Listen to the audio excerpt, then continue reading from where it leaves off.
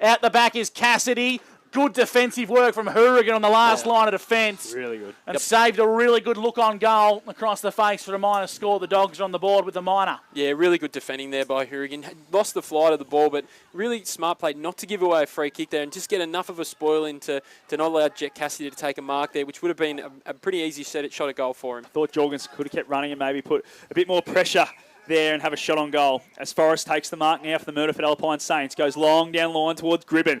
Comes to ground. Cossa battles for it with Bradshaw. Good follow-up by Cossa on Burke there. Good tackle. Gribben gives a handball sideways. Falls away of Will Bradshaw, but cut off by East. East around the body and on the boot. It's going to bounce. There's only one man there, and it's Ollie Greenhill. Is he going to keep it in? Ball's very close to boundary, and it's gone out of bounds. He's not happy about it. But we'll have a throw-in 65 away from Myrtleford Alpine Saints goal. 3 early disposals for Josh Marika and Jackson East on the 40-wing stat sheet. Charlie Morrison as well, the captain of the Dogs. He's had 3 disposals inside the first 5 minutes of this game. They've been really good start there through the midfield for the Myrtleford Alpine Saints. Just need to make sure they hit the board here. As the clock ticks up to 5 minutes, thanks to Maccas. Hope you're enjoying the first turn for A-grade oils and batteries. Slightly into attack. It was a pretty slow boundary throw-in. As Del Bosco throws it on the right to the top of the goal square. Brings it to ground level. Big pack forms. Working hard is Bradshaw. Maracca with a handball to Riccardi. Snap and touched on the line. In fact, marked on the line by Charlie Morrison. He's going to bring the ball back into the field of play. And he links up nicely with Ashton Brooks across half-back, Monty. Yes, Ashton Brooks, of course, first year with the Bulldogs, come in from Chilton. Dual premiership player. Nice kick there. Finds Gill. The youngster Gill now kicks towards centre wing. Goes down the line looking for Johnson. Over the back, Johnson. Good grab, the old-timer. Gets it moving, but well done, Pethbridge. Smothered all the boot. Johnson back onto it. Handball's over the top now to Wilson. Got the arms free. Gets it to boot. Ball falls towards Curtis. He just goes with a hack kick off the ground now. Good battle at centre half back between Burke, who's going to get a free kick here. That's a hold, and that's against Levi Young. So Ruben Burke, the bushranger, will get it moving for the Wodonga Bulldogs. He's got the ball at centre half back here. And he wants to kick to the edge of the centre square. Morrison racking up the 40 wings disposals, Freaky. Yeah, 5th disposal already for the game for Charlie Morrison. Not bad for a big fullback. Inside 50. Wilson's going to sell a little bit of candy. Handball over the top. Sorochinski for the Dogs. On the right foot to the scoreboard pocket. This is nice work from Wodonga. And running forward was Wilson. But he ignored it to allow Cassidy to mark tight up in the pocket. And Monty, you'd back in Jet Cassidy from here. He's pretty swifty. Absolutely. I reckon he'll run around. But that little kick there from Cohen Ainsworth to go inside 50, beautiful little touch, and Jet Cassidy did not have to break stride. They could have raffled at him and Wilson. Sign of a good cohesion inside 50. Cassidy. Reckon it's got the journey. The Myrtleford Alpine Saints thought it was touched on the line, but Jet was pretty happy with his own work. The Dogs moved to 1-1-7. The Alpine Saints 1 straight 6. For game, traffic and contracting. Yeah, really good play there from the Dogs. Just nice, slow play. Obviously, Matty Wilson being able to find Cohen Ainsworth, and Ainsworth over there to Jet Cassidy. Really, really good finish in the wet as well. Probably, though, as well, if you're the Alpine Saints, the position that they had the Dogs in there hard up against the boundary, as a defensive group and as a coaching unit, you're going to probably be happy with those type of shots today, because they're not high percentage shots. Jets just had the really good skill to finish it there, but if the Saints can keep getting the Dogs to take shots from there, they'll be happy. I only went through about head high, so maybe a bit of tall timber on the line might have worked there. Ball back in the middle. Harding and Cossa go at it. Nice, wrapped up. Well, as the ball gets heavier, it's probably not going to... That would be touched in the last quarter. Absolutely. They swap the ball today at half-time, Mont, you reckon? Nah, I don't think you're allowed to do it at half-time. You've got to do it every quarter if you're going to do it. Otherwise, you could get the win twice on a brand new footy. You'd be pretty happy with that, I reckon, Gussie. You'd be very happy with that. As we're going to have another repeat stoppage. This will be the 3rd throw up here by umpire Mason Ring. 7.5 minutes gone on the Macca's time clock. First quarter brought to you by A-grade oils and batteries. Mason's found a kick. It's going to go to Harding against Cossa in the ruck. Not a lot in that one, I don't think, Monty. Nah, not a lot. Probably there. Harding now gets it moving. Goes inside 50 looking for Brooks. Good battle with Curtis. Curtis too strong at the front. Brings it to ground. Oh, great pick up there from Harrington. That's Damon. Just gets it moving around now and found a target. And it's that man East who has had a cracking start on the 40-wing stats. Yeah, 4th disposal of the game he's coming up for Jackson East inside 8 minutes. Played a lot closer to home in the last few weeks, but he's working his way up the ground nicely. Is East. This is nice ball movement here from the Alpine Saints. Kicked forward by Calvin inside forward 50. Big contest forms, brought to ground level by Gribben. This is where you'd like to see Lockie Murphy-Dale, but of course both Dale boys out of the side today for the Tricolours. Del Bosco flings a handball in towards a bit of space. Sorochinski got dispossessed. Didn't quite have the football though. Regathers possession, works on the right boot and kicks long down the broadcast side wing. Big contest forms. Riley Gill's tracking this one here for the Bulldogs. In support is Cassidy. Handballs inboard. Nice work to Brooks. Brooks over the top. This will suit Tom Johnson on his preferred left. Chipping ball in the Mathy direction. Good mark. And he got a bit of attention from Ashton McPherson on the way through, but he's a pretty tough operator, the man they call Wombat. Not his best kick. Exits defensive 50. Brooks got a bit of work to do. Nice work on to Yellen. Yellen on the left, inside 50, and Lockie Hourigan intercepts nicely in D50 for the Tricolours. One umpire said stand, the other umpire said play on, so he plays on to Hourigan and finds that man east again. What a start he's had. Goes down the line looking for Riccardi. Riccardi fumbles once and twice and now turns it over. The Bulldogs have it back on centre wing on the far side. Baldis dishes around and Isaac O'Neill's involved and now gets it on the boot. Gets it down the line. That's a nice kick. Finds Ainsworth. In front of the scoreboard here, Cohen Ainsworth. Kicks it on that left boot towards Johnson. It's over the back and gets past everyone. And we're going to have a boundary throw in right next to the point post in the forward pocket for the Wodonga Bulldogs, Brad. Yeah, been able to get repeat inside 50s on the 40-wing stat sheet. 6 inside 50s now for the Dogs. Taking 3 marks inside the forward 50. Josh Mathy trying to do the team thing there, but wet weather like today, just keep getting closer towards goal. Around the grounds, Wanger at a Mazda. The Albury Tigers 2-1-13. The Raiders yet to score. Boundary throw in into attack for the Dogs. Falls out the back. They have numbers. East slipped over. Hourigan been really solid today. Been everywhere for the Alpine Saints. You could say that his conditions, couldn't you? They are his conditions for Lachlan P. Hourigan. As we'll ball the footy up, 25 out from Wodonga goal. Nice work in the ruck. Cossa brought it to ground level. Del Bosco fed it out the back and the Saints try to clear defensive lines. Not sure what that was in a bit of a play up there. Off cross half back, working hard. Good block applied as the Bulldogs move the ball forward, trying to find Kyle Winter-Irving up against his former side. I like the game of Ruben Burke off the half-back line there. Monty's been doing some really good work at bush ranger level, and he's coming in and he's throwing his weight around against the bigger bodies of the Alpine Saints. Absolutely. Really good size too, isn't he, Ruben Burke? And Jack Mathy there, undersized, a bit like his brother, but was just a really competitive there and got the ball out of bounds. So we have a throw in here right in front of our commentary position. Cossa and Harding, it's going to be a great battle to watch. Soroczynski dispossessed straight away. Falls away of Cossa. We're going to have a repeat stoppage. No, it falls out. Yellen on the boot there. His sort of conditions as well today. Goes inside 50. Pethbridge, the leading spoils man in the competition, goes back and takes a mark. He's going to relieve and he finds Jackson East. What a start from Jackson. Goes inboard. It's a dangerous kick. Matt Wilson is set up, but he misses him. Goes over the top of Maracca as well. And here they go through Greenhill. Greenhill inside 50 to Johnson. Johnson fumbles it. Well done, Simon Curtis. Gets a spoil. Probably could have been paid the mark. He took it cleanly and gets it around on that left boot and kicks it in front of Bruddy Riccardi on the far centre wing. He's got a bit of work to do, Riccardi. Not much support. He handballs over the top. Nice work on to Beatty. This is Diesel, the man from Shepparton. Kicks it up forward. McPherson on the right. Inside forward 50. Not the best of bounces for Morrison. Coming off half-back, the Wodonga Bulldogs via Bradshaw. Kick long down the line, high up and under. Ball's in the centre of the ground. Matey, this is Josh, just goes for a long raking, high up and under to a 2-on-1. It's a 3-on-1 now, and Hourigan, he's beat the lot of them. He's going to cause a stoppage here, and Lockie Hourigan has done a fantastic job, Monty, to relieve a bit of pressure there. Yeah, unbelievable there. It was 1-on-3, and the one got it out. He had a little bit of support, but he was a long way away, so well done there, Lockie Hourigan. This ball gets tossed up. Give that one to Harding, I reckon. Just goes backwards, but now Del Bosco's first there. Mathy, oh, what an extraction, but goes straight to Munro. Munro now over to East. East on that left boot. That's a beautiful kick. Finds a teammate in Buka. Buka now gets rolling straight away. 1-on-1 inside 50. Riccardi versus Greenhill. Gets out the back. Riccardi needs to get there first, but he's not going to. Isaac O'Neill gets back there for the Dogs, but gets dispossessed. McPherson around the body. Out of bounds on the full. Failed to register a score, but geez, they look dangerous when they move it quick, Myrtleford, as we hear a bit of noise next door. It's really good to see their style of play. They want to, Myrtleford, even in this wet condition, they still want to take the game on. They're looking for kicks inside. They're going to be turnovers in the game in these conditions, but it's going to be really exciting. They want to play that direct brand of footy even in these conditions. It's going to be, they've got to be set up defensively though the other way because they can get hurt even though on wet conditions like this. What's the inside 50s in a day like today? Well, it's pretty even. It's 7 for the Saints for 8 for the Dogs so far in this game. Greenhill marks in the back pocket. Kicks over the top to Bradshaw. This is Jake, who marks across half-back for Wodonga. Second game in Bulldogs colours. Of course, had a good stint at the Raiders before coming across to follow the family ties. Great fist there from Cossa. This battle in the ruck between Cossa and Harding is building nicely. 13.5 minutes gone for Maccas. Wodonga Bulldogs lead 1-1-7 to the Alpine Saints. 1 straight 6 game traffic and contracting scoreboard. One other contest I'm watching is also, it looks like Mitch Del Bosco and Josh maybe at different times are trying to take each other around the stoppages. Obviously, Jack Yellen's on Mitch Del Bosco at the moment, but the two big bulls look like they're trying to go one-on-one against each other in contests. Costa probably could have got a free kick there. Del Bosco give him a touch, and Jackson East got to get a free kick there. A little bit too high from young Harding.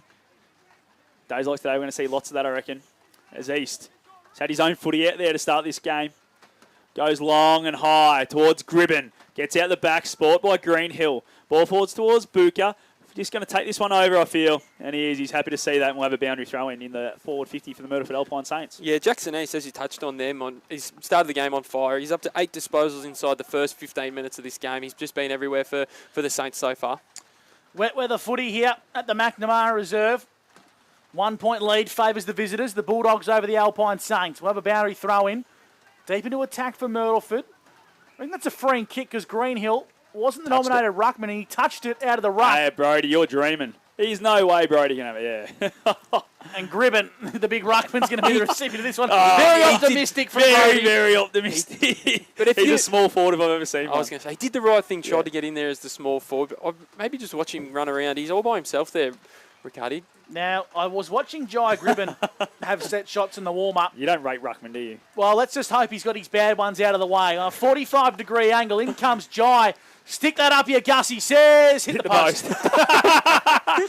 Looked really good off the boot from Big Jai. Scores a level at 1-1-7 apiece. Game traffic and contracting scoreboard.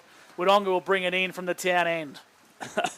As Gussie nearly had a mozza there, but the ball goes long. Looking for Burke. Morrison gets in front. Falls away of Hourigan, but gets out the back again. Ruben Burke's there for Wodonga. Just going to be a little bit of battle there. Bit of friendly fire. Ball now from Harrington inside 50.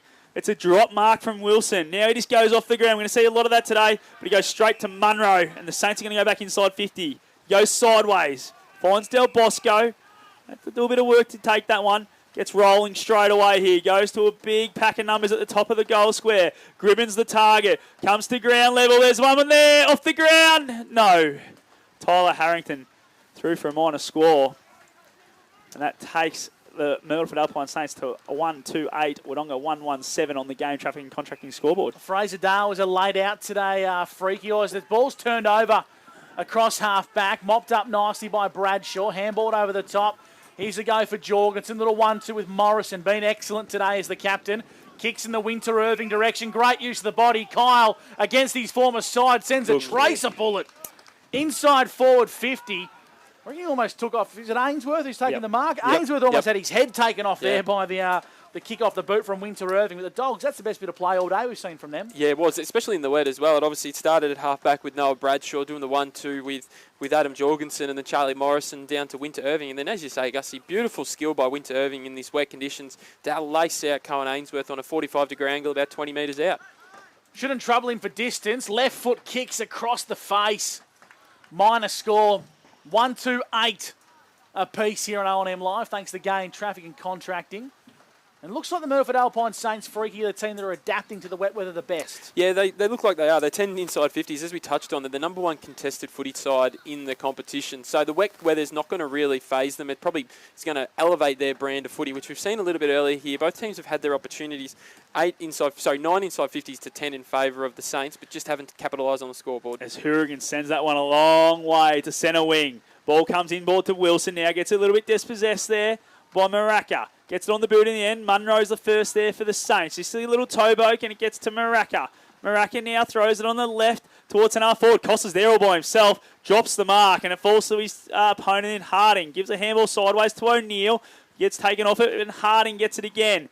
The Bulldogs going to repel from half-back through Wilson. It's a great kick. Finds Sorochinsky, who gives a quick handball to Brooks. Here go the Dogs inside 50. Jet Cassidy all by himself. Great kick, Ashton Brooks. Finds Jet Cassidy, who's worked very hard to get the free inside 50. And Zach Pethridge will be spewing there. His boots just gave way. He would have enough closing speed to get there, freaky, but He's just lost his footing and allowed Cassidy an uncontested mark. Yeah, just lost his footing a little bit. I think that kick from Brooks might have just slightly come off the side of the boot as well. So he just was in a little bit of space there, Jet, and just in the right place at the right time. And all the defenders, all their momentum was going towards goal, and he's just hung back and taken mark, and probably will test him this distance in today's conditions. Nearly says Wodonga's most dangerous forward on a day like today. Jet Cassidy. Distance is no issue, but hits the woodwork.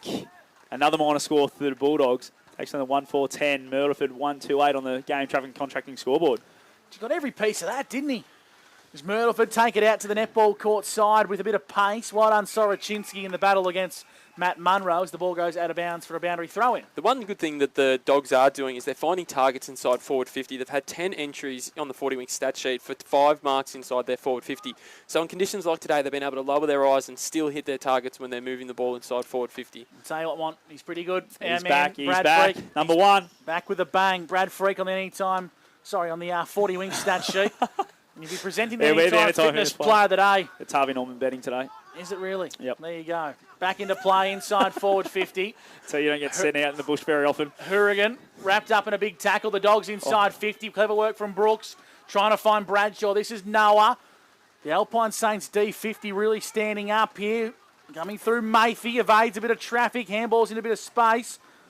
Johnson working hard. Now fed out wide. This is okay from Myrtleford. They're working the ball out. Booker on the boot. Just trying to get it out of bounds. Kept alive by McPherson.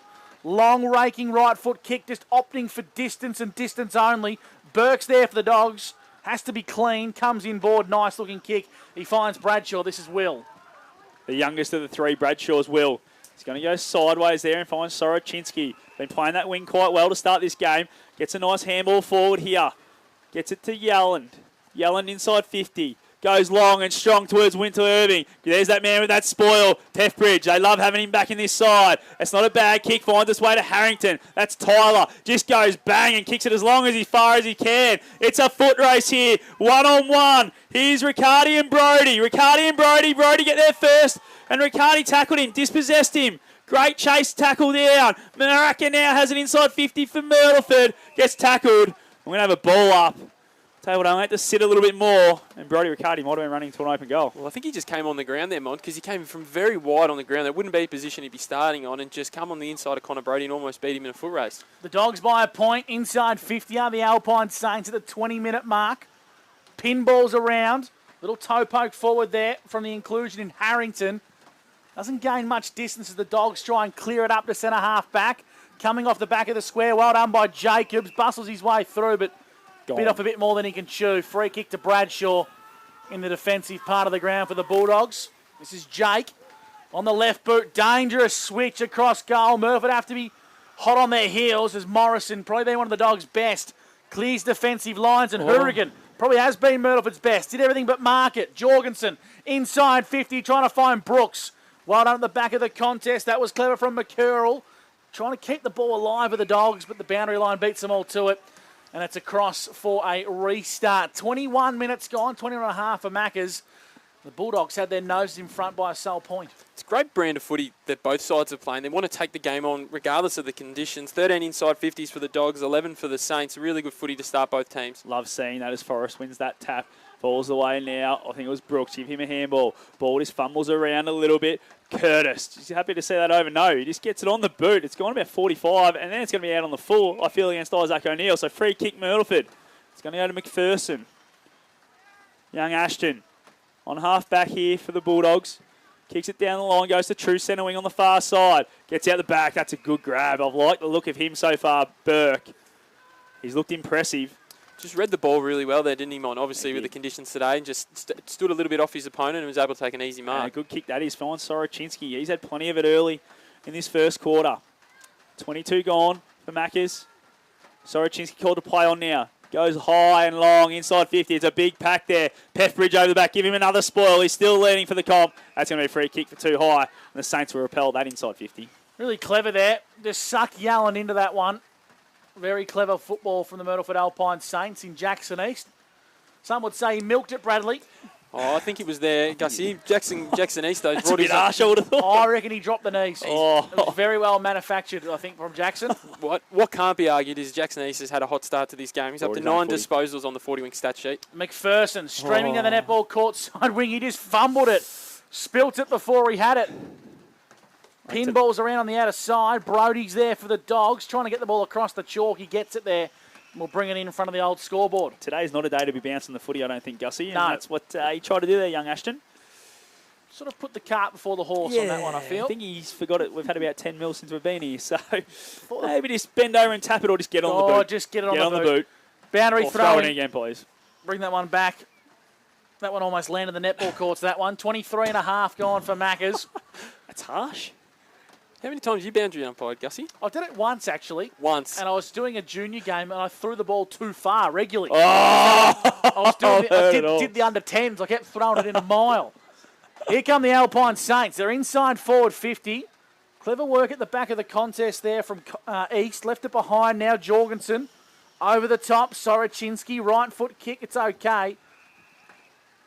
And this man's been everywhere too. Brooks, he's playing a really good game today. Worked his way into the contest nicely. Soroczynski, plenty of 40 wings disposals. Kicks to Cassidy. Went through his mitts. Pethbridge at the back of the contest. Has some support. Hourigan's one of them. Back in board. Simon Curtis now for Myrtleford. Breaks away from the contest. Handballs over the top. Myrtleford are going to kick it long down the line. Goes to centre wing here. Cossa back with the fly. That's a good grab on a day like today. No, spills out the back. Goes the way of Burke. Gives a quick handball there. The Dogs are away with Morrison. Nice little kick inboard. Looking for a teammate and finding Jack Mathy. Mathy gets it moving to centre half forward. Looking for Yellen, but it falls short of him.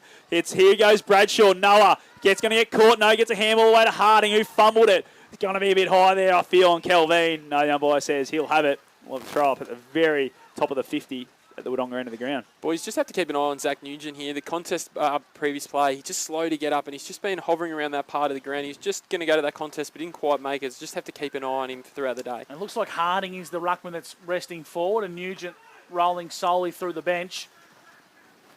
Exits out the back of the centre stoppage here. The Bulldogs have numbers, but they're not overly clean. Great tackle from Booker on Burke. Soroczynski had about 3 or 4 tackles in a minute as his left foot kick trying to find Jorgensen. Late umpire let it go. Booker for the Alpine Saints. Right foot kick turnover. Charlie Morrison been everywhere for the Dogs as the captain. Right foot kick to Jorgensen. 65 from home is Adam. He plays on the right boot. Inside 50 to a big contest. Winter Irving the target. And the siren sounds for quarter time here at Myrtleford. And that might even just crept through for a point, has it? I was about to say that should be a point. I reckon that has crept through for a minor score. It definitely went through, Gussie. It definitely went through for a minor score. So it was kicked in play, so I'm assuming that's a point, Brad. Unless someone touched it, did they? I didn't see it. Well, they touched it, but I thought away. As long as the ball keeps moving. No, if it's helped in any way. Very good. So, scores will not change at the main break. The Myrtleford Alpine Saints, they trail 128 to 139 here on O&M Live. The first quarter for A-grade oils and batteries comes to a close, and the Dogs have their noses in front at the first break. You're with O&M Live, and on O&M Live, you won't miss a thing. You clear. What's your future look like? Where do you want to be? Shaping lives through nursing? Building communities through community services? Maybe caring for animals through veterinary science? With GoTAFE by your side, you can make it happen. From agriculture, hospitality, health and wellbeing, trades and education, to hair and beauty or creative, learn real skills for real jobs and careers right now. With GoTAFE, you've got this. Search GoTAFE today.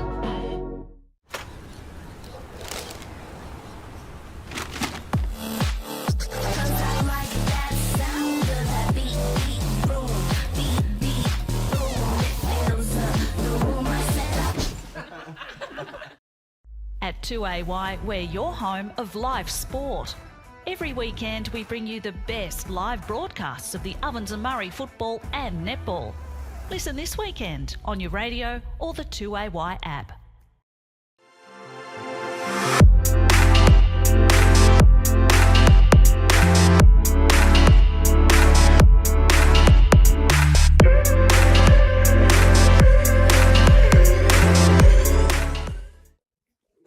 Adroit Insurance and Risk, your local insurance advisor. able to tailor insurance programs to support your business. And we're proud to support our local community.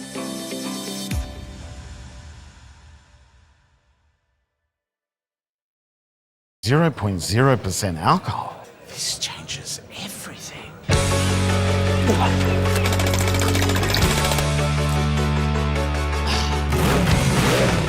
Rewrite the rules. Carlton Zero.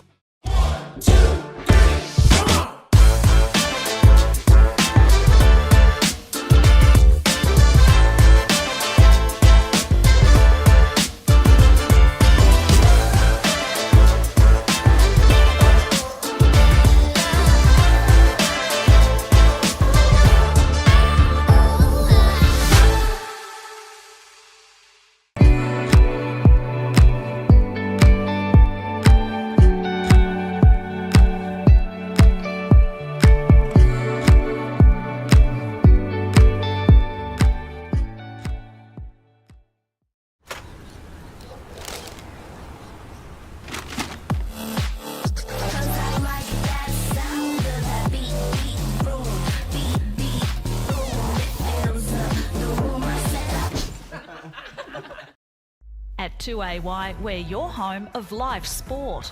Every weekend we bring you the best live broadcasts of the Ovens and Murray football and netball. Listen this weekend on your radio or the 2AY app. Pain or injury can stop you from living life to the fullest. Wodonga Private Hospital specialises in advanced orthopaedic services and offers a full range of care from diagnosis to surgery and rehabilitation. Get back to the life you love with our support.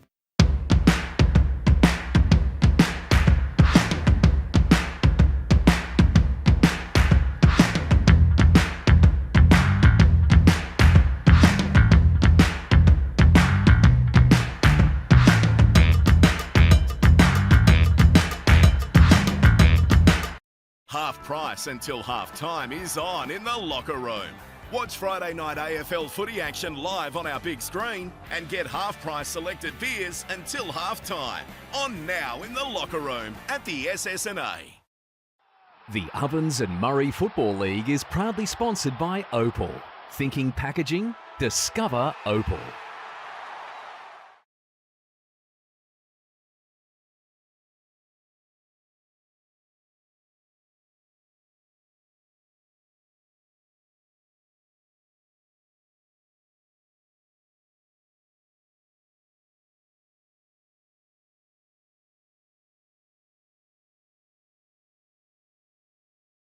There, Jayco Albury Wodonga. O&M Live on 3NA.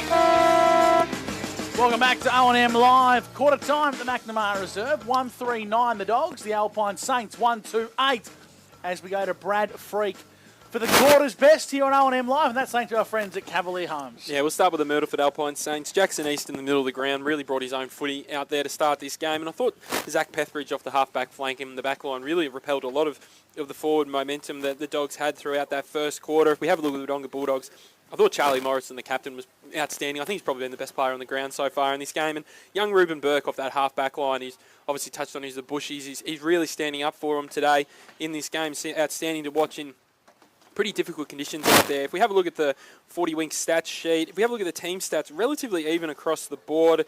One centre clearance each. Inside 50s, Dogs probably just got the noses in front, 16-11 to start that game. The Dogs have been able to find a few targets inside forward 50 with 5 marks inside their forward 50. If we look at the possession getters, as we touched on, Charlie Morrison had the 10 disposals in that first quarter. Also for the Dogs, Matty Wilson had 7, 5 for Josh Mathy. If we have a look at the Saints side of things, as we touched on, Jackson East had the 9 disposals. Josh Maraka had 7. And if we have a look at the goal kickers for that first quarter, Brodie Riccardi kicking the only goal for the Saints, and for the Bulldogs, Jet Cassidy, the only goal kicker for them so far. And Monty, what do you think the key messages were at quarter time? I think it will be just the way we moved the footy was really good. We just need to do it a bit more often. Maybe just take our time instead of just bombing long down the line like both teams did a bit.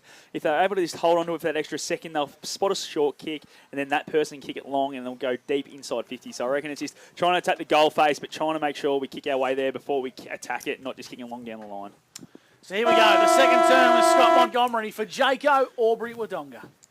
As the ball gets tossed up, this battle continues between Harding and Costa. Give that one to Harding. Falls the way of Bradshaw. Just a little toe poke off the ground. Goes the way of his brother Will, the youngest of the three. Gets this pushed off by Damon Harrington, who goes off the ground, and that's sport by Jorgensen. Jorgensen around the body, and it's just going to fall and bounce out for a boundary throw-in.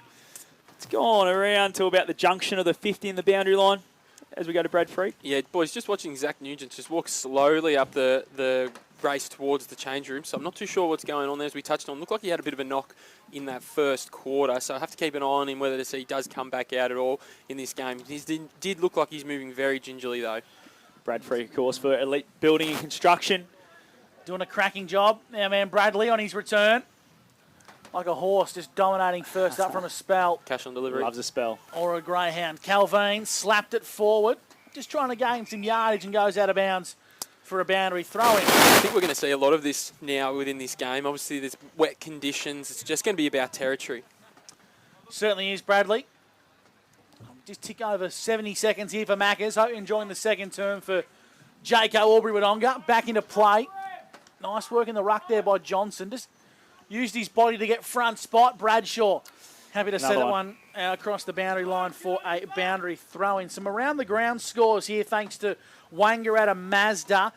Quarter time at most of the venues. The Albury Tigers 3-3-21 to the Raiders, 3 behind. The Rovers lead 1-2-8 to the Roos yet to score. And 25 plays 13, Yarra over Labby. Beautiful tap work there, and again by Johnson. Ball gets cleared by East.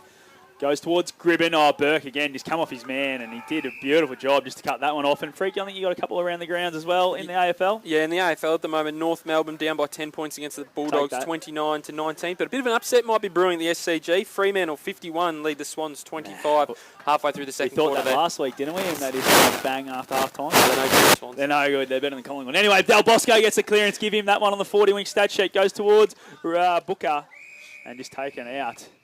And we're going to see a lot of boundary throw-ins. So can you start keeping the stats on how many boundary throw-ins from the 2-minute mark of the second quarter? Is that 3 or 4 this quarter? I reckon that's 5. I reckon that's 5. We had 3 in a row. We'll go 4. Monty, how much does Jai Gribben look like Riley Sharp when he comes out with the pulled-up socks? Yep, totally agree. He does. It's got Riley Sharp written all over it. Well done by Brooks. Got a handball away. Gill's coming through. Back into the side today. Should have been a free kick. Umpire decided to let that one go. Long up and under. Across half back, the Dogs via Bradshaw. Onto Charlie Morrison, who is dominating the 40-wing stat sheet. Onto Matt Wilson. Panda gave him a lip to training this week. Twice. I'll tell you that at half time. Off half back, the Dogs kick the ball out towards the wing position. The ball's been marked here by Beatty. A turnover. Diesel comes in board. Not the best kick. Now the Dogs. Bradshaw high up and under inside 50. Winter Irving hit him in the chest. Wasn't expecting it. Johnson back of the pack. Lockie Hourigan bombs it as far as he possibly can. Bradshaw on the half volley. Fed it back to Morrison. Another 40 winks. Got rid of it in the nick of time. Beatty had to be clean. Wasn't. Cossa, the big ruckman, dived on top of it. And the umpire should call for a restart. Noah Bradshaw has had 4 disposals inside the first 3 minutes. 3.5 minutes, in this second quarter on the 40-wing stat sheet. 1 point lead to the Dogs on the CMB truck and bus scoreboard. Ball goes inside 50. That man, Matey. Good clearance there. Johnson's the first there for the Dogs. Good Shepherd applied. Ball falls the way of Ainsworth. Dispossessed straight away. Goes to the way of Jacobs. And we'll have another boundary throw in on the 40-wing stat. Another one, please, Freaky. Yep. It's just going to get tossed in about 40 away from the Wodonga Bulldogs goal. We've gone nearly 4 minutes on the Macca's time clock. 1 point lead to the Dogs. If the rain keeps pouring down, I reckon in the last quarter we do drop marks. Drop marks? Yeah. By player? Nah, not by player. By team. Here we go. Boundary throw-in. 4 minutes gone. Winter attack for the Dogs. Taking out of the ruck was Johnson. Tried to shove it forward. Jorgensen. Free kick. Monty, talk us through it. Yeah, a bit high there. A bit high there, I think. Yep. Jorgo just got a bit... No, it was actually Brooks who went a bit high on Joshy Maraka. So free kick to Maraka in the back pocket for the Saints. Maraka's numbers thanks to 40 winks, Brad. Yeah, that was his 9th disposal of the game. Monty called for him to be on the stat sheet, and he's showing us why. Del Bosco. Seen a bit of him this year. He looks very good, Joshy. He looks a player. Big Del Bosco. Here across half back. Playing a bit more in the engine room today for the Saints. Right foot kick hugs the boundary line. Morrison brings it front and centre for the Bulldogs. East has to dispose of it. Ragdoll by Morrison. I thought he did everything right. And the umpire, Mason Ring, Umpire Mason Ring He'll find it. has found a free kick, Scott. Yeah, I thought he did everything right there, Chugga Morrison, to just not throw him to ground. He sort of held him by the jumper as he flinged him around. But anyway, give that one another 40-wing stat to Jackson East. Down the line towards Harding through his hands. Coming out to meet it is number 12, who I don't actually know who that is. Connor Brody. Sorry, he wasn't on my sheet, but I've got him Big now. Broads? Big Broads. Of course, the former Dedarang boy. Goes back to East Butt. Goes inside 50. Looking for Booker. Where'd he come from? Just pops up. I thought it was heading towards Riccardi. Called Booker back beautifully. And Booker will go back and have a shot right in front of the electric scoreboard here in Myrtleford. Just a case there of the ball probably not carrying as far as everybody else thought. And Booker was just in a little bit of pocket of space by himself there, able to take a pretty good mark, obviously, with the wet conditions, being hold on to it in today's weather. Obviously, nice chest mark there. What would you say, about 35 metres out on a 45-degree angle? Don't comment on the journey, please, Brad. He'll go through post high if Brad says it's not going to make the distance. There's Booker now. Gets moving. He's going to set sail, as Brad said, from 35. Distance isn't an issue. Accuracy is. It's a minor score. Ties up the scores here. 1-3 apiece on this C&B truck and bus scoreboard. And we've gone 6 minutes on the Macca's time clock. And, of course, this second quarter is thanks to Jayco Albury Wodonga. Brad Freak for Elite Building Construction. How are you seeing the play in the second term? Yeah, you can see that it's really turning into a wet weather game now. Obviously, both teams are probably slowing down. Probably a good indication of that is that we've played nearly 7 minutes in this quarter. There's only been 4 inside 50s, and there was 27 in the first quarter. So a lot more slower play, a bit more deliberate. Ball's not getting out as open as it was in that first quarter. That wet weather's really set in now. Jake Bradshaw really settling into this game at half-back. He found Jorgensen. And now a little chip kick over the top to Gill, who's been a youngster who's come through the ranks at Wodonga and really cemented himself in this senior side. Long kick down the line. Simon Curtis intercepts at half-back for the Tricolours. He plays on. His right foot kick hugs the centre square. The ball's been marked by big Jai Gribben. On true centre wing. Handball's backwards. Off half-back goes Calagero. It looks a player, and he finds East, who's racking up 40 wings disposals today. Jackson East. Inside 50 for the Saints, trying to find a teammate. They could have raffled that. Greenhill, almost a Falcon. Bradshaw's got some work to do. Booker, ragdolled off the footy. Umpire let it slide. Working hard is Yellen. Fed a handball, trying to find Ainsworth. Off half-back is Wilson. In fact, it's Burke, I should say. Long down the line. Well done by Peth.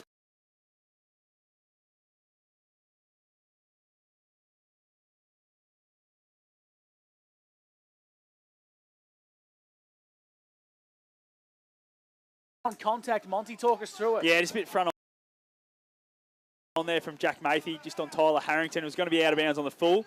The umpire said doesn't matter, front on contact anyway. Oh no, he's going to change it.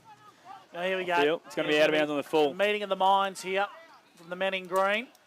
Umpire Mason Ring just injecting Still himself. Still a free kick, I thought. Yep, and they're going to stay. The boundary umpire was just trying to assert some dominance. I think he was. So was Mason. Harrington, top of the goal square, booming left foot kick.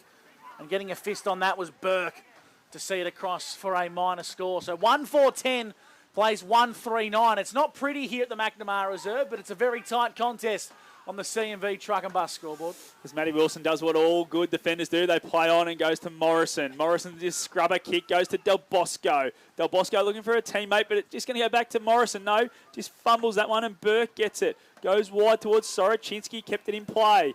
Plays on straight away, goes past and goes towards half forward. Lockie Hourigan read it beautifully. Handball sideways, goes to Collegiero. Collegiero around the body, it's a poor kick. Chopped off by Josh Mathy. Lots of brothers out there today. I like to see it. Josh now, the older of the two. Goes short. Ooh, coming late was Kelvin on Yellen. And Yellen takes the mark. So he's looking to go inboard, but he's got to experience Yellen, so he's going to go inside 50. Wilson left it behind, who's drifted forward. Bradshaw, handball missed the target. Mathy, they're working their way through a telephone box as Bradshaw kicks it high up and under the top of the goal square. Jet Cassidy.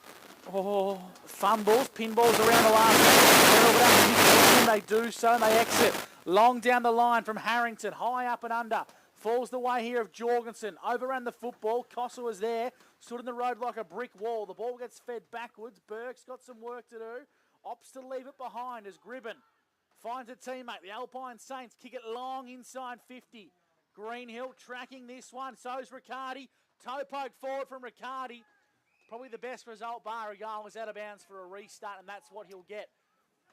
Scott Montgomery, you're pointing to Bradley's Yeah, stat I was sheet. just saying, Jackson East was the one on that far side, got that kick in. Freaky, he's a little bit slow today. First game back, I'm just trying to help him out. I thought you were pointing to me to say, talk about this stat. No, definitely not. As a drop mark from Ruben Burke, tossed back in by the Myrtleford Alpine Saints. Bradshaw just goes bang, and that's Jake, the oldest of the three. Off the ground, Jake gaining about 50 metres. Yellen in the middle, just fumbles. Ball's just pinging around a little bit. Kelvin's got to be clean, and he wasn't. Tackled straight away. He's going to get a free kick. No, quick whistle. Stoppage. We'll have a ball up. Don't right mind in the centre circle. Don't mind the quick whistle. Just get it over in. I do too, especially on days like today. Wangara Mazda around the grounds. Josh Minogues just kick his third as the Magpies lead 3-8-26 to the Hoppers 4-1-25. Inside 50, good-looking kick and a good mark.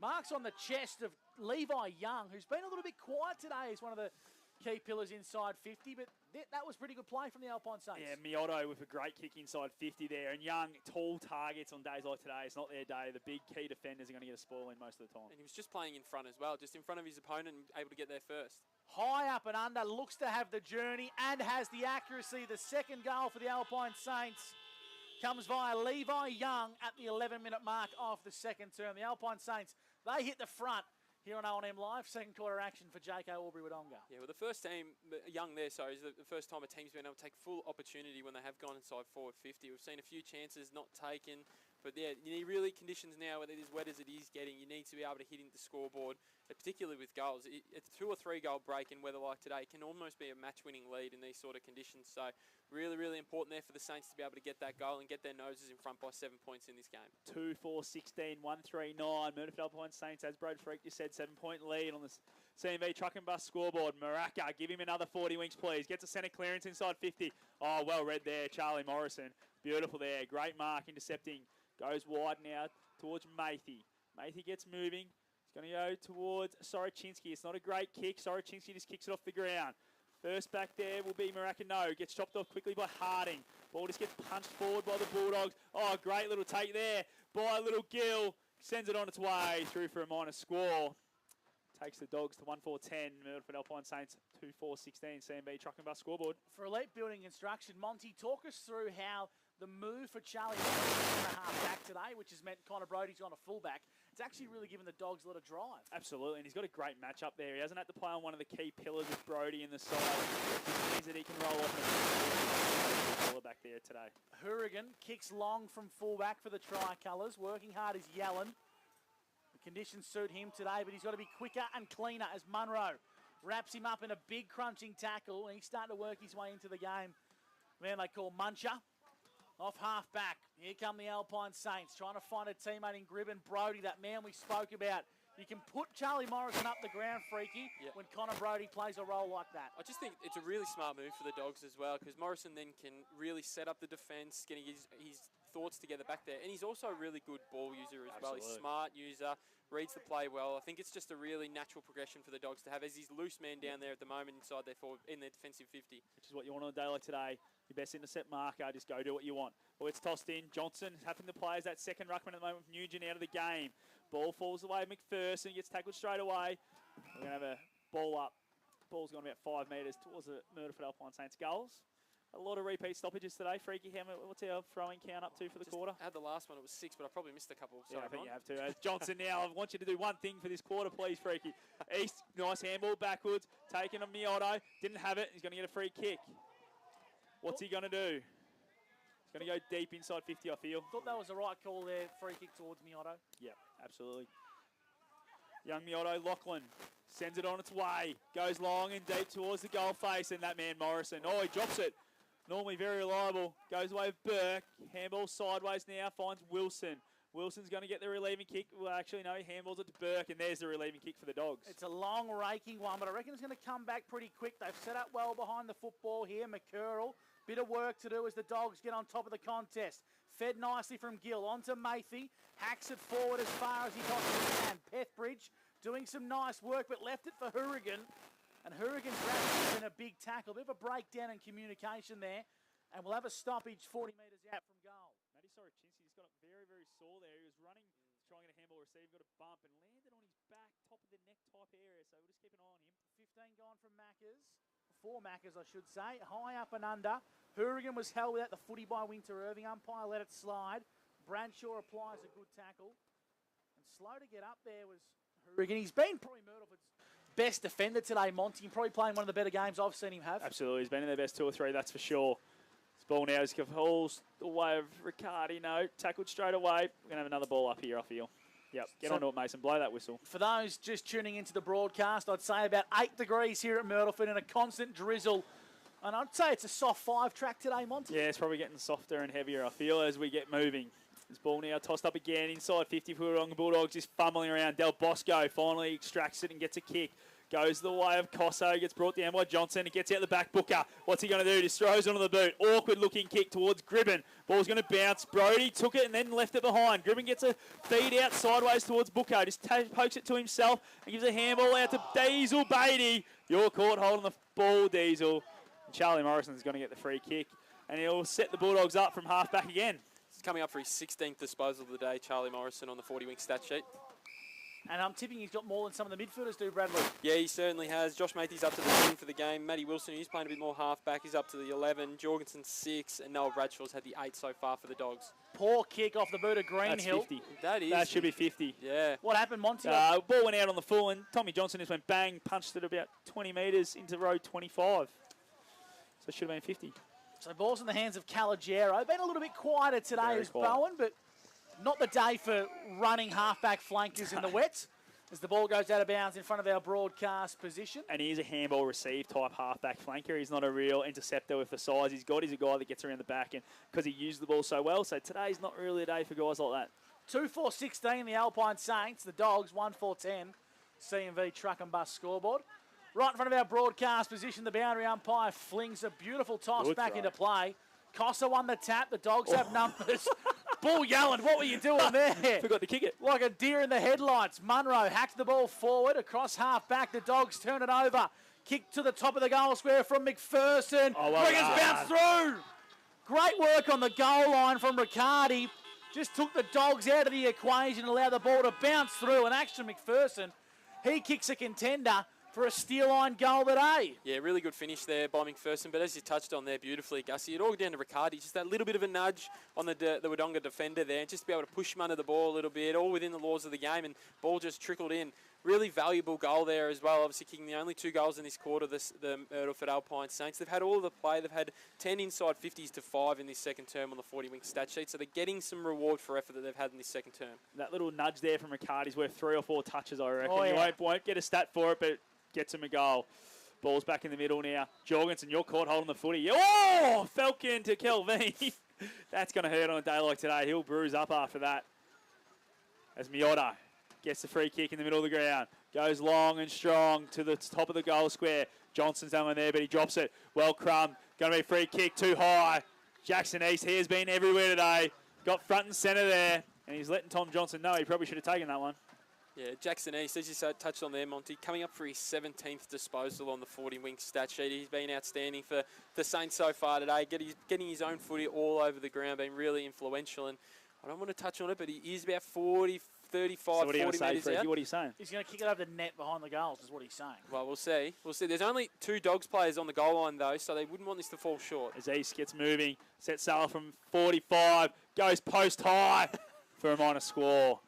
That's the second time Freaky said someone would not make the distance from 35 and they've gone through post high. It's a minor score, 3-5-23, 1-4-10. Myrtleford Alpine Saints 13-point lead on the CMV truck and bus scoreboard. Morrison at half back, another 40 wings disposal. He kicks up towards true centre wing, but tracking this one nicely is Calagero. As soon as we say he was quiet, he picks up 3 or 4 disposals. Does Bowen? We'll start getting a snip if the blokes think we're going to get them touches if we say they're going no good. I think so. He kicks long down the line, uncontested, went through the mitts of Jackson East. Cossart taps it forward, but the Dogs have numbers. Matt Wilson fed the ball back. Burke, left foot kick, doesn't quite get the yardage he wanted. 2 in a row. Dropped an absolute sitter as Jackson East. He might need to get the grippo run out to him. He is very tired. He's had plenty of the footy today. True centre wing, bustling his way through was Matey. That was Josh Miotto looking for the boundary line as he was wrapped up in a tackle. And we'll bring the football back into play. Lucky we're not playing AFL because that's as deliberate as it gets. He handballed it to Jake Sharp in the trainers, the runners kit there. I reckon Jake might have called for it too, just quietly. Great work from Bradley, thanks to Elite Building and Construction. And for Wang Motor Group, here's Scott Montgomery on O&M Live. Tossed in centre wing, right in front of the interchange gates. Cossa's going to give away the free kick, I feel. Johnson for holding. Yes, Joshy, got to bring it back. Tommy Johnson. What's he going to do? We know he's a booming kick on that left foot. It's a nice kick. Goes wide. Finds Jake Bradshaw, the older of the three. Been good, Monty. What's he going to do? He has been very good. Finds that left boot. That's not a great kick. Goes towards the boundary. Oh, it's a good grab, but if you don't mind, young Harding in the forward pocket. Pethbridge, not much you could do when you're standing someone that tall. Well, Monty, one of the attributes about Zach Harding for a big ruckman is he does normally have pretty good foot skills around the ground. Just a matter of whether that can convert. And he's going to snap it by the looks of it, boys. Well, I haven't seen him snap it. He's a long way out for that, I would have thought, on a day like today. Called the play on. Set sail. I tell you what, he hasn't done too bad there. Zach Harding touched on the line, is it? Or through? No, it's a goal. I reckon he's going to call it here. Oh, no, he wants a bit of help. He wants a bit of help. Oh, no. How's the suspense building? I reckon that was touched. I have a feeling that was touched, but I don't know. Yep. I told you. I called it. I'm 150 metres away. How could he not see it down there on the goal line? He's finally scored a Zach Harding. The goal umpire has walked to the middle and then done the old bring it in, boys. Get around me, please. I need some help. But Zach Harding's minor score takes the Bulldogs up to 11. Myrtleford 23, 12-point lead on the CMV truck and bus scoreboard. Wasn't a bad kick, Brad. It was a very good kick there. It was outstanding. I really liked the couple of Myrtleford supporters down there in the cars blowing their horns as he was running in as well. And flashing the headlights. If anyone's got the radio on today on 15663, give us a few flashes on the headlights to let us know you're tuning in. There we go. We got a couple tuning in. Inside 50, Simon Curtis. He marks across the full-back line for the Myrtleford Alpine Saints. Now Zach Pethbridge on the left. Been Myrtleford's best recruit this year. He's a lock for the team of the year at this stage. He finds Riccardi. He's in my team. High up and under. And Charlie Morris, the best player on the ground across the first term. Another 40 wings disposal and intercepts on the far side wing. And it's a great kick. Finds Soroczynski. Soroczynski now as we get another flash. Thank you guys out there. It's dropped by Ainsworth. Ball falls away of Harrington. Goes back to Soroczynski now for the Dogs. Dodging and weaving. Beautiful footwork on a day like today. Gets the kick inside 50. But goes to that man who's a lock for the team of the year, according to Angus McLeod. Pethbridge, who's been a great recruit this year. Over from Perth. Goes short. Finds Del Bosco. I've loved the move of him into the middle on a day like today. Back to the mixed Del Bosco we know. Just going to have to use his muscle. Obviously, bigger bodies are going to come to the fore in this game. The longer this game goes on as well. So you think he's going to have more impact for the Saints in this second half. As Riccardi set sail towards half forward and found Booker. Booker kicks it inside 50. It's a foot race back towards goal. Young O'Neill, what can he do? Just capping now. He's under the pump here. It's just going to be taken out by McPherson. And we're going to have boundary throw-in. Mark that one down on the 40-wing stat sheet, please, Brad. Inside 50 for the Myrtleford Alpine Saints as they look to attack here and extend their lead. It's really good play. I thought that was really good play by the Saints. Just get it forward in wet weather like this. And McPherson did the right thing on young O'Neill there. Just kept it locked in. And now they can get a repeat stoppage inside their forward 50 and potentially get another goal on the board. Boundary throw-in. Young went up in the ruck, left it behind. As Mayfield, this is Josh, clears defensive lines. It's going to come back pretty quickly. Big Jai Gribben, the pulled-up socks. Get it long. Just get the ball inside 50, big fella. Putrid kick to put it nicely. Almost missed the boot. Harding, long ball as Miotto intercepts. Just Josh Mayfield's giving him 5 metres here, I reckon. Oh, at least. He took that mark on the line, didn't he? I reckon Josh is telling the umpire I'm going to run up at him here. No, he's told him to stand now. So Miotto. And now he's wobbled backwards. That's 50. He's going to have to kick this 48 metres with a heavy Sharon. Makes good connection. Lockie Miotto winds up. It's true. Is it? Oh. And Scott Montgomery, the man who can see him 150 metres away, struggling. This end's no good. Me right side's no good, Gussie. 3-6, the Alpine Saints. They play the Bulldogs 1-5. It's not pretty on the CMV truck and bus scoreboard. The Dogs would love one before the main break. They would. They need to get back in this game. 13 points is the big lead here. As Wilson just goes short. Sorry, it was Burke. Munro now is just going to fumble it over the boundary line. Smart play. Very smart play. Around the grounds, Wangara Mazda. Yarrawonga doing a number on Lavington. They lead 7-8-50 to the Panthers, 3-2-20. And Wangara Rovers, 3-3-21 over the Roos, 1-2-8. The Albury Tigers lead the Raiders by 20 points as well. A couple of results there we probably feel going the way we all thought they were going to go in pre-game. when the ball gets tossed in sideways, we'll have that one again. It's a hard day to be a boundary umpire. And the Hoppers lead, Freaky, 5-2-32 to the Magpies, 3-9-27. 3-9. Yeah, wow. Oof, had plenty of shots. I reckon Callums would have kicked 5 of those behinds. Yep, I agree. Him or Juice, one of the two. Normally forget their kicking boots. Gets tossed in now. Gribben had to go nearly at knee level. And Harding attacks it again at ground level. Going at first is Kelvin. Nice little handball. Found a way to Harrington. That's Damon. Ball now to half forward. East gets a little kick around the body now. Goes the way, but it's stopped by Burke. Just kicks it high up and under. Stand under that one, please. Jacobs comes over the top. The ball stays in. Everyone thought it was going to go out. And Jacobs gets a handball backwards to to Colagero. Colagero just kicks it on the boot towards half forward. Booker come out well, nice and strong. Takes the mark. He's been called to play on. Bradshaw and Matey able to put the pressure on him. Ball now given sideways by Will Bradshaw. Matey fumbled it there. Gets a handball. East now Booker. Booker across to Curtis. Curtis inside 50. Young's first one in front. Goes to Riccardi. Riccardi gets dispossessed. Ollie Greenhill's there for the Bulldogs, and he just kicks it towards the boundary, and out there is Soroczynski, and the Bulldogs are going to get out of trouble. Well, Soroczynski had to be clean, and he was, and he found the ball on the right boot to Brooks. True centre wing. Netball court side of the McNamara reserve, and once again turned over. This is the part of the game, Freaky, for Elite Building Construction, where the Dogs letting themselves down, converting the ball. They just need somebody that's going to be coming up at the ball a little bit more. Kyle Winter-Irving's in the middle of the ground. On a wet day like that today, he needs to be out on the wing to provide that contest, to the very least be able to put the ball out of bounds for him. Harrington inside 50, got it via Del Bosco. Back of the pack was Wilson for the Dogs. Thrown on the boot by O'Neill, high up and under. No one in particular. Good mark being taken. Mawson's concrete mark of the day from Ashton Brooks as the siren sounds for half-time here at the McNamara Reserve. Myrtleford, they maintain a lead in front of their home fans. 3-6-24 to the Dogs, 1-5-11. Yes, 1-5-11. Now the Wodonga Bulldogs on the CMV truck and bus scoreboard. Stick with us here on O&M Live, a big halftime show coming your way on the other side of the break. And then hopefully in the second half, Mother Nature looks after us and a bit of sun can poke through here in the Alpine Valley. 24 plays 11, the Saints over the Dogs on O&M Live, where you won't miss a thing. You clear. What's your future look like? Where do you want to be? Shaping lives through nursing? Building communities through community services? Maybe caring for animals through veterinary science? With GoTAFE by your side, you can make it happen. From agriculture, hospitality, health and wellbeing, trades and education, to hair and beauty or creative, learn real skills for real jobs and careers right now. With GoTAFE, you've got this. Search GoTAFE today.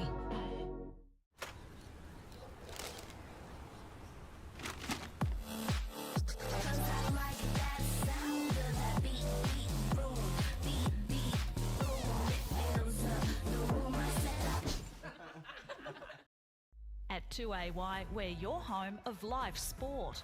Every weekend, we bring you the best live broadcasts of the Ovens and Murray football and netball.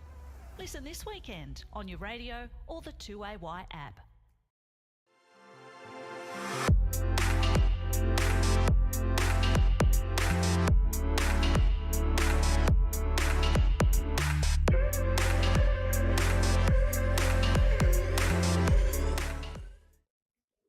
Adroit Insurance and Risk, your local insurance advisor, able to tailor insurance programs to support your business. And we're proud to support our local community.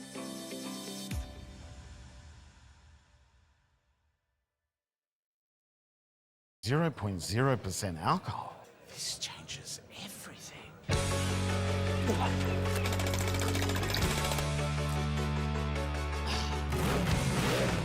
Rewrite the rules. Carlton 0.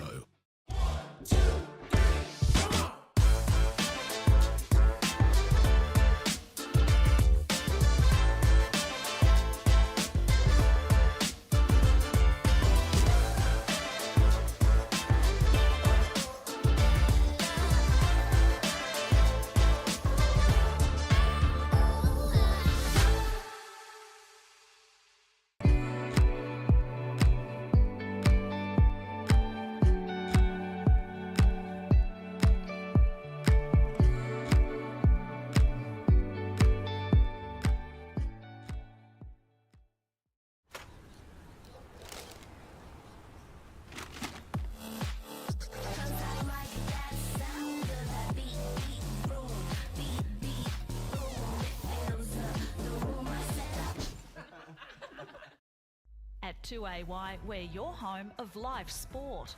Every weekend we bring you the best live broadcasts of the Ovens and Murray football and netball. Listen this weekend on your radio or the 2AY app. Pain or injury can stop you from living life to the fullest. Wodonga Private Hospital specialises in advanced orthopaedic services and offers a full range of care from diagnosis to surgery and rehabilitation. Get back to the life you love with our support.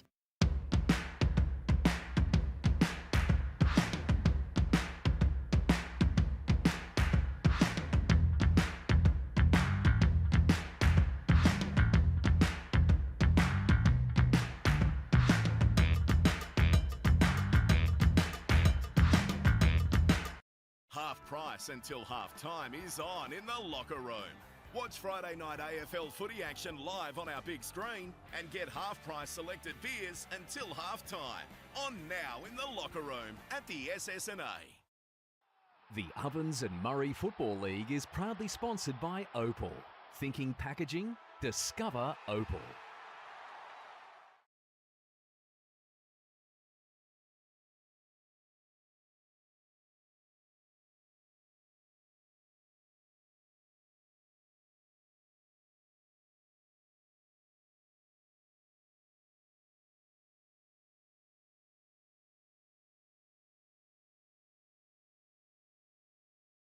OMFNL Live on 3NE.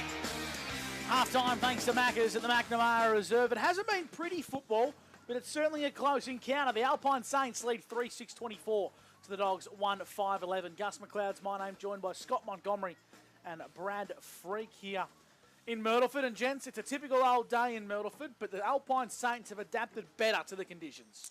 Yeah, they certainly have, as we touched on. Number one contested side in the competition. Have been able to see that throughout the period of that game, especially in that second quarter as the game and the ball got a little bit wetter with the rain that we've had, getting the 14 inside 50s on the 40-wing stat sheet to 8. And the ball really lived in their forward half for much of that second term, and they were able to get on the scoreboard and get them out, get their noses in front just by a little bit, by 13 points. But in conditions like today, Mont, they sometimes can be winning leads, being 13, 14, 20 points ahead at this stage of the game. Yeah, absolutely they can be, because realistically we've seen 4 goals of footy in the first half, and the weather's only getting worse, and the ground's only going to get heavier, and the ball's only going to get heavier. So you're probably going to see less than that in this second half. So a 13-point lead's probably a game-winning lead nearly. Wodonga's going to have to come out and maybe just adjust a few things. I liked in that second part of that second quarter, we saw Myrtleford really attack the goal face a little bit more, and they were kicking to an outnumber to Wodonga, but as we can see, a lot of drop marks happening from Wodonga.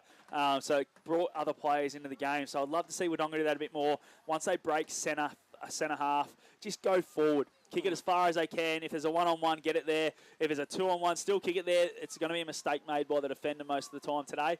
And so just put them under the pump. Get your small forwards running back with pace towards goal, because there's nothing worse than running towards goal as a defender on a day like today, because you've only got to fumble it once and you're in a lot of trouble. A few of the lesser likes have really impressed me today from the Alpine Saints. In particular, Lockie Hourigan at court full-back, Monty, has been really solid. We know the conditions are probably more suited to his style of footy, with his probably strong upper body strength and probably not being the quickest player getting around, but he's another one that's adapted so incredibly well to the conditions at stake. Well, he's a really smart footballer. He reads the game really well, knows when to move to the other side of the ground when the ball's transitioning from the opposition, and he's done that really well today. He's ended up by himself in the way of a leading lane or something like that a few times, and he's been able to get a few intercept possessions because of the way he's been able to read the game. So it's his sort of day, and he's a guy that can really stand up now. Funky can put some things in place to try and get him loose and try and maintain this lead. He's something I'd be doing at half-time if I was Funky. And the other end of the ground, a player that's really impressed me is Ruben Burke for the Dogs. I thought he's been great across that half-back line. As we sort of touched on in that second term, his role within the side today is allowing them to open up Charlie Morrison and use him as probably a little bit more of an attacking weapon and be able to set up behind the ball and make sure that the defensive plan is in place at all times. So it's really, I love the game that he's playing.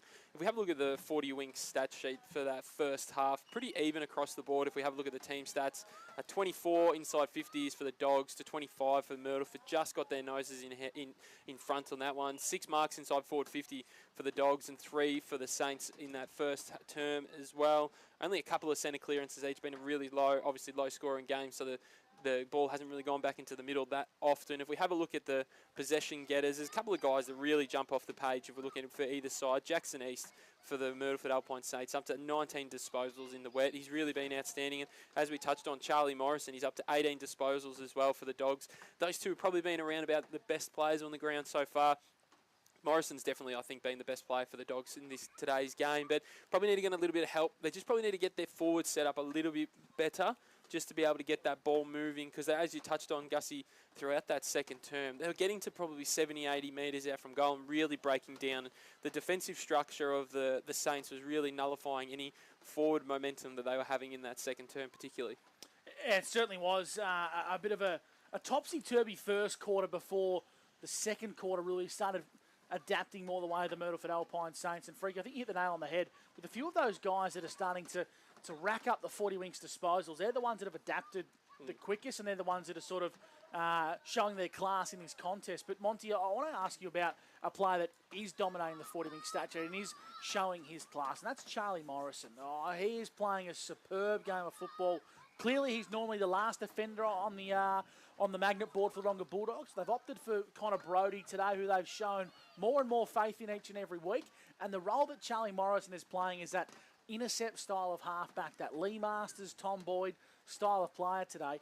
He's showing another string to his bow that we didn't know was there. Yeah, absolutely. He's been fantastic. And also with Ruben Burke down there as well, he's been able to take the second tall. So all of a sudden Morrison found himself on the third, fourth tall. And he's, as you said, playing that intercept role beautifully. And I reckon it's a role they need to look at a bit more against some of the better sides, because he does get into the right position so much, even when he is playing a hard defensive role, like we see against the Kelmore or a Lee Williams, like we know he'll go to come against the top sides in the finals. But I'd love to see him just dropping in the hole, because we know he's tough, he's brave, he gets in the hole a lot, he'll get in the leading lane. So if Connor Brodie can hold that fullback position down, it's going to be an extra weapon that Jared Twit will have at his disposal. Yeah, absolutely. And Freaky, what do you make of the ruck battle? We know that Monty was licking his lips today at the dual ruck battle, but as you correctly pointed out for elite building and construction, that a 2-on-2 ruck battle's become a 2-on-1 battle pretty quickly. Yeah, it looked like Zach Nugent might have got a knock in that first half. He was pretty ginger at one point throughout that first term. Went up the race early in the second quarter. Haven't been able to see him. He certainly hasn't looked like he's been back on the ground since then. So it's definitely the 2-on-1. But I really like the battle between Harding and Cossa. Two young ruckmen in the competition that we're probably going to be able to get the pleasure of watching for a long time. They're both really aggressive at it. Harding probably looks like he's got a little bit more polish around the ground to be able to help the Dogs out there, and he's one that they're going to build up for the future. One of the things from the outside we've said about the Dogs for the last couple of years is they really do lack that big ruckman to take them to the next level, and the way that Harding is developing and the way that he's looking, Gussie, it looks like not very far future he's going to be able to be that main man for the Dogs, and they might not have to go outside to bring someone into the club. They might already have one with them. I reckon he's a chance of going further, to be honest. VFL or maybe even further. I like him. So too. I like him a lot. I think he's a kid that'd be worth a shot in the big time for mine. I just reckon he got all the tricks that a ruckman needs, and he's only going to get bigger and stronger as he's only a 19-year-old kid at the moment. And as he gets bigger and stronger, he'll morph into a frame that looks more like a traditional senior ruckman. I think he's got on-par foot skills and hand skills with a Lock Howe, who for mine is probably the best disposer of the ball by ruck in the competition. And if you can play at the VFL level, be a great tap ruckman, but also a vital option to take a mark and dispose of the footy and be not just a big tall bloke, Monty. You're worth your weight in gold. Absolutely, and I compare him to a Toby Murray of 2 years ago when he was 19, playing that overage position at the Murray Bush Rangers, then had 1 year of full senior time footy, which maybe he has to do that next year, and then when he tried his hand at the Sandfield, and now all of a sudden he's on an AFL list. So, yeah, if I go compare those two, I'd take Zach Harding compared to Toby Murray 2 years ago. Yeah, I think it's a great call from you, Monty. We'll go around the grounds, Freaky, thanks to Wangaratta Mazda in round 11 of the O&M. Yeah, at the Birraleigh Park, it is Albury 5-5-35. Leave the Wodonga Raiders 9 behinds 9. 9 behinds in that game. Wow. There. Probably one of the potentially it could be an upside brewing at the John Ford Oval. The score there, I'm going to assume, is about half-time. 3-3-21, the Wangaratta Rovers. Coral Rutherglen 2-3-15 in that game. 6-point margin. Wet. It's just wet. It's wet, but it's still within a kick. It's still within a kick. The Wangaratta and North Albury score, I think, Gussie, it's not up on the app, so I don't have that one. And at the JC Low Oval, we've got Yarrawonga 7-8-50 lead, Lavington 4-4-28 in that game there. Hoppers are 46. The Wangaratta Magpies are 28 at half-time. Minogue has 3 and Dennis has 2. There's the around the grounds on O&M Live. The Dogs are back on the ground, and they're back on the ground early. But to stick with the trend, we will take a break here on O&M Live and gear up for a big second half on the other side of the break. You're with O&M Live, and on O&M Live, you won't miss a thing. You're clear.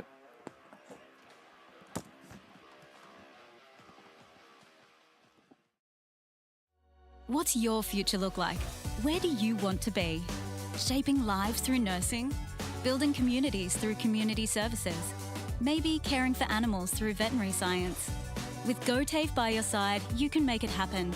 From agriculture, hospitality, health and wellbeing, trades and education, to hair and beauty or creative, learn real skills for real jobs and careers right now. With GoTAFE, you've got this. Search GoTAFE today.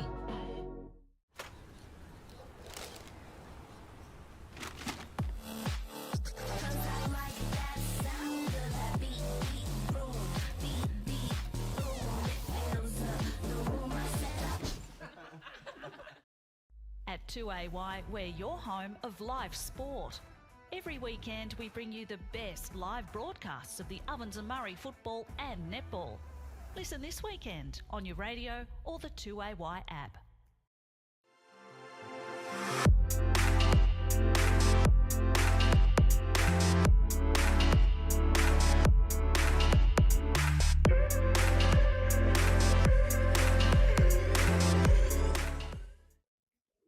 Adroit Insurance and Risk, your local insurance advisor, able to tailor insurance programs to support your business. And we're proud to support our local community.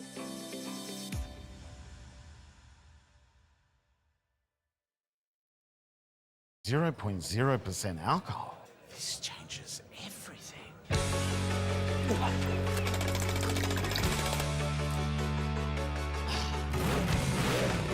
Rewrite the rules. Carlton Zero.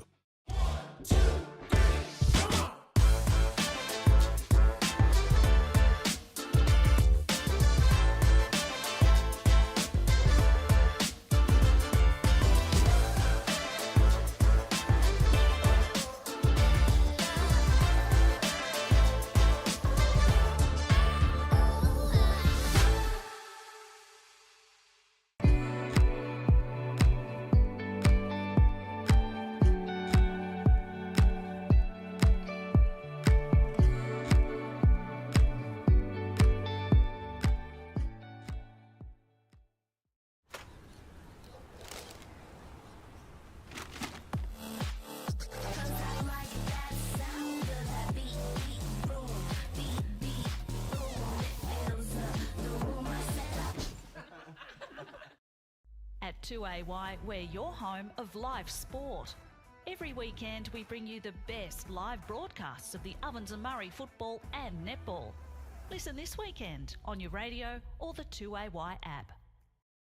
Pain or injury can stop you from living life to the fullest. Wodonga Private Hospital specialises in advanced orthopaedic services and offers a full range of care from diagnosis to surgery and rehabilitation. Get back to the life you love with our support.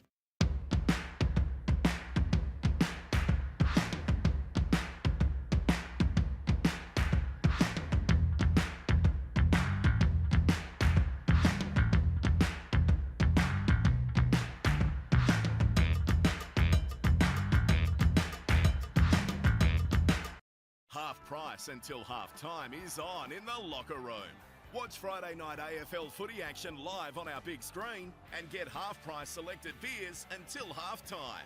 On now in the locker room at the SS&A. The Ovens and Murray Football League is proudly sponsored by Opal. Thinking packaging? Discover Opal.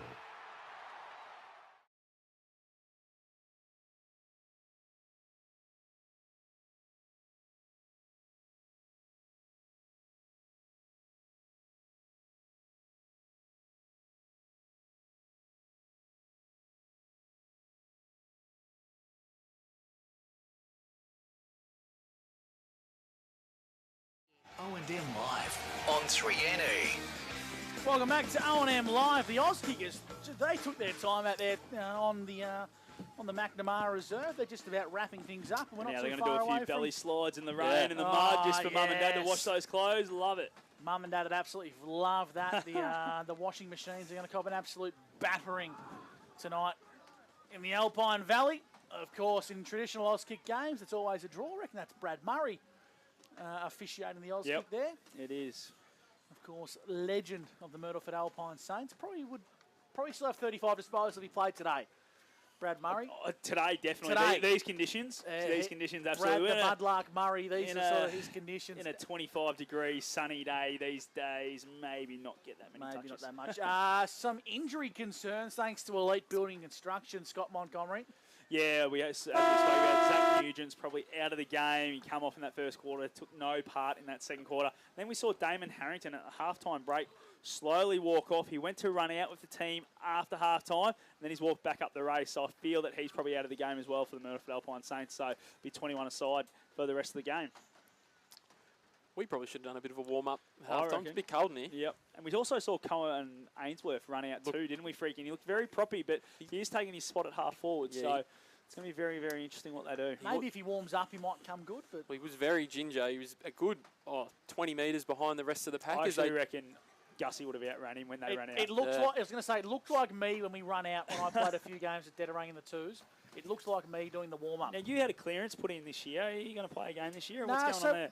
Believe it or not, I got cleared to Korowa because I'm helping out with a few mates at Korowa this year. And Korowa lost to Albury by 230 points and had 14 players against the Albury Tigers, and I didn't get picked. So that's telling you something, Gussie. I think that says a lot. I think that says a lot. So you're saying you would have been the difference? Could have been. I could have been the difference. I could have been the difference. I said to Lindsay Rawlings, who was picked that day, I'll play if you play. Here we go. And he was smart enough to say no. And he pulled out. 24 plays 11 here. The Alpine Saints lead the Dogs. Umpire holds the Sharon aloft. Wodonga MG. Scott Montgomery, take it away. Lights on here at the McNamara Reserve. Up goes Harding. He wins that one. Del Bosco thrown off the footy. That cricket pitch is going to be mud by the end of today as it's a lot of puddles there. The ball's just zinging around. We've found the free kick. It's going to go the way of Costa, is it? No, it's going to go to Bradshaw. Bradshaw now. True centre of the ground. Kicks it inside 50. Jorgensen just drops in the hole. Brave in front of big Tommy Johnson on a day like today. That would have hurt if he went through him. I don't think he's got this distance, Brad, as you said a few times on a few boys. Just chips it towards Cassidy. 1-on-1 for Peffbridge. Another ball to Peffbridge. Around the body goes Gill. Through for a sausage roll. Riley Gill. Umpire says all clear. Steal line goal today. Gets the first. Just what the doctor ordered for the Wodonga Bulldogs to start this second half. Takes them to 2-5-17. Myrtle 3-6-24 on the Paulie's Corner Cafe. And we've gone about a minute on the Macca's time clock. Well, it was that quick, that goal, that we didn't actually get a chance to say that the first goal in the second half was going to be really important depending on which way it went there. And obviously the Dogs...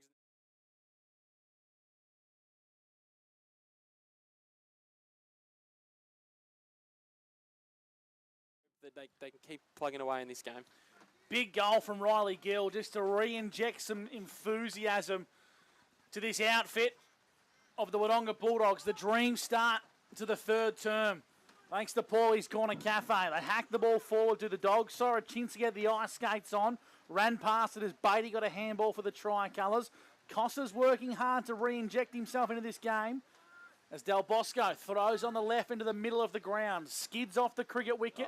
Falls out the back. Young hacks it on the boot. Inside forward 50. Morrison front and centre but fumbled. McPherson did a good job. Head over the football. Appeals for holding the ball. Pinballs around.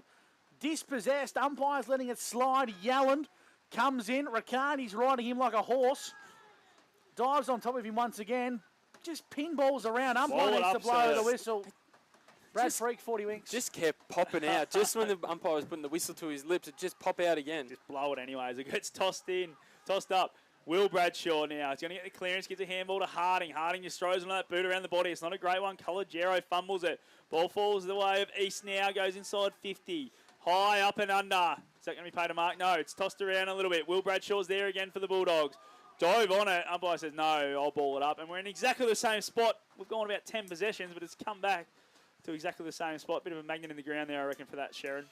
2.5 gone for Maccas in the third term.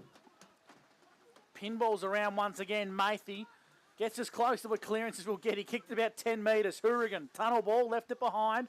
Tackle applied on him. Umpire says will call for the footy. Around the ground, thanks to Wanga Mazda, I can tell you in the game between Albury and the Wodonga Raiders, Anthony Miles has been taken from the ground with a potential knee injury, and he's not good signs for the Albury Tigers, Mont. No, definitely not the outgoing coach. Yeah, not ideal. It could spell the end of an illustrious career, I reckon, with all the injuries he's had.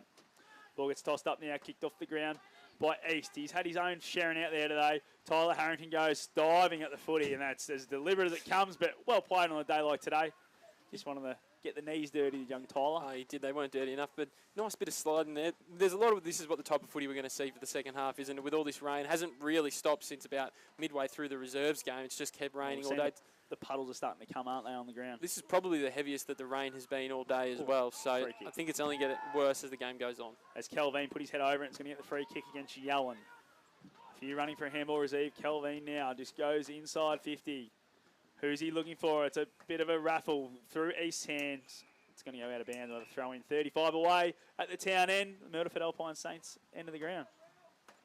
Brad Freak, 40 winks. Yeah, 3 inside 50s on the 40 wink stat sheet for the Saints in this third quarter. And the Dogs have only had the one, but they've been able to get that one goal on the board in this third term. Shout out to Mimo and the boys at Wodonga MG for supporting the third term here on O&M Live as it goes out of bounds for another restart. So Myrtleford, they still lead 3-6-24 to the Dogs 2-5-17.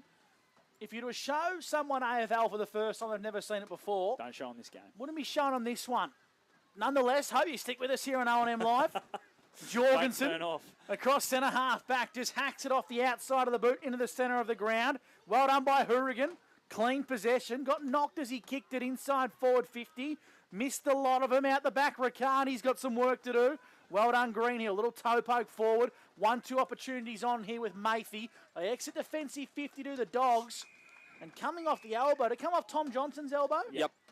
Well, it's about as good as Tom Johnson's cover drive because it's been smoked into the grandstand here. And we'll bring the football back into play right in front of the grandstand here at the McNamara Reserve. Yeah, just good. That's all the Dogs have to do at this stage. Just get the ball long, keep it out of defence. Probably don't want to be playing around with the footy too much. Just get it out of there and make it someone else's problem up the ground. Cosso give him that tap, falls away. Maraka gets slung without it. The umpire says, no, it's going to happen a lot today. I'm going to say play on this time. Now he blows the whistle. Another ball up. A lot of repeat stoppages, I feel, for this second half as we've gone 5 minutes on the Macca's time clock in the third quarter. Of course, thanks to Albury Wodonga MG. Umpire Mason Ring tosses it up. Cossa, nice little tap. Yellen's there. These are his conditions. The ball, he's going and getting it. He's giving away a free kick again. That's his second one. Space of about 2 minutes. Going to go the way of Cossa this time. About 80 away from home. I feel he's got to go long and deep and make the Wodonga defenders nervous. As he does that now, kicks it long. Morrison's the first there. Drops the mark, but Jorgensen's there and go to a little crumb. Handball chopped off by Young for the Saints. Goes back at ground levels East. East tackled as he kicked, and Gribben picks it up, and he's tackled straight away. We'll have a ball up, 30 out from the Saints' goal. The Alpine Saints would love to snare one here after Gill kicked a goal in the first minute here of the third term. Munro's lurking, left it behind. Big tackle applied as the ball feeds out towards Simon Curtis. Gathers his possession. Left foot kick, inboard, dangerous spot. Jorgensen's had a heap of the football there. Working hard as Morrison, left it behind. Now Harding feeds a handball to Yellen. Opportunistic kick. Lands in the hands of Bradshaw. This is Noah. And Noah's going to play on quickly. Mathy head over the football. Clever handball trying to find Jorgensen. The support of the Alpine Saints arrive in numbers and they wrap him up and will ball the football up. Right in front of true centre wing here, Brad Freak, 40 winks. We've just had the ball probably playing the same 50 metres area of the ground, just going backwards and forwards for about the last 5 minutes. Probably just need it, if we can get a quick hack kick forward for the Dogs, just break it open a little bit because there's a huge pack of players around the footy here. Notice how he said the Dogs there. He's definitely got that maroon and white in his heart, I reckon, does the young Freak. There's a bit going on here. There's a bit going on. He's carrying on. A 50. He's paid a 50 here. Against Del Bosco, I feel, on Mathy. Oh, Mason, what's he doing now? He's paid the 50. So there's still a bit going on off the ball, but I feel this will be a free kick, and I think Jake Bradshaw's going to be the one that's going to try and take it. Oh, boy. No, Jack Yellen, what are you doing? He doesn't even know it's 50. You're going the wrong way. You cost your team the chance to have a massive outnumber. Yeah, nobody knows. What is happening here? Come on, Mason, get control. I think now Josh has understood what's happening. Well, I think Jake Bradshaw actually thought it was his free kick. I don't know how. I think he was trying to get the cheap one when Josh was on the bottom of the pack, maybe getting a head smother in the ground. But anyway, I don't mind it even on Dale today. Handball sideways to Harding, who just gets it on the boot as quick as he can. It's going to fall towards Gill. Gill drops the mark. Jorgensen clean at the picker. But what a tackle that is. I think it's Mitchy Del Bosco who's laid that. And that's what you want from your captain on a day like today. Head down and lay those sort of tackles. 24-17, 7-point lead, Myrtleford. Paulie's Corner Cafe scoreboard. 8 minutes gone for Maccas. Miotto has to be clean. Throws it on the boot, tracking towards the boundary line. Went backwards, as a matter of fact. And it's a boundary throw in 15 metres out from Bulldogs' goal. Yeah, it was a good smother there by Will Bradshaw. Just probably as good as a kick to get the ball backwards towards goal and out of bounds, and just a repeat stoppage inside their forward 50. So 8.5 minutes gone here. Only one goal in the third term to Riley Gill for the Dogs. Ruck contest fell the way of Jorgensen, who left it behind. Throwing on the boot was East. Gill, the goal kicker from earlier in the quarter, takes it across the boundary line for another boundary throw-in. So Monty, the ruck work here is so crucial. Got to get a tap in towards a bit of space just to create some separation. Otherwise, it's being locked down very quickly. Absolutely. Nice big fist here from Tommy Johnson. Exactly what Wodonga want, I think, towards the face of goal. Johnson, that's exactly what he tries. Looks like there's a little falcon in front there.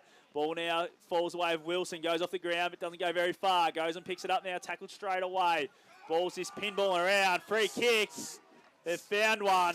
It's going to go the way of Yellen, I feel. And I'll tell you what, Freaky, it's not going to be distance that troubles him this one. No, certainly not. A sling tackle there is a massive plays. I didn't actually see it from my position there, guys. Just there was so many Mason bodies. Doesn't miss him. There was so many bodies around the footy there, I couldn't see it, but he's only about 15 metres out directly in front. Yellen now on the way from 15 metres out. No mistake. Gets Wodonga's second for the quarter. There's Jack Yellen. Brings it back to a 1-point ball game. 3-5-23, the Wodonga Bulldogs. 3-6-24, the Myrtleford Alpine Saints on the Paulie's Corner Cafe scoreboard. We've gone 9.5 minutes on the Macca's time clock. They've only gone inside forward 50 twice in this second term, the Dogs, but they've been able to kick 2 goals. The Saints have gone in.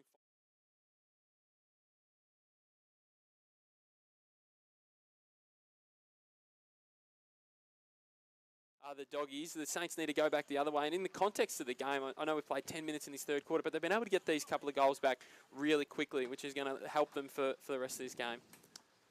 So 1-point ball game here. And all of a sudden, the Dogs think they're right back in it. We have another restart in the centre of the ground. Around the grounds, thanks to Wanga out of Mazda. The only game that's really ticking along is Yarrawonga versus Lavington.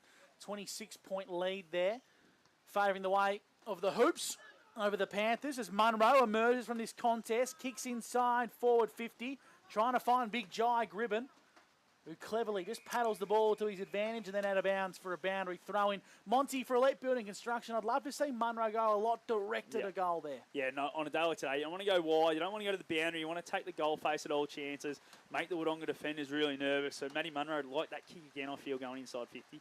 Ball gets tossed in right on the 50 arc for the Myrtleford Alpine Saints. They need a score here. They've played very good quarter of football as that ball just finds touch.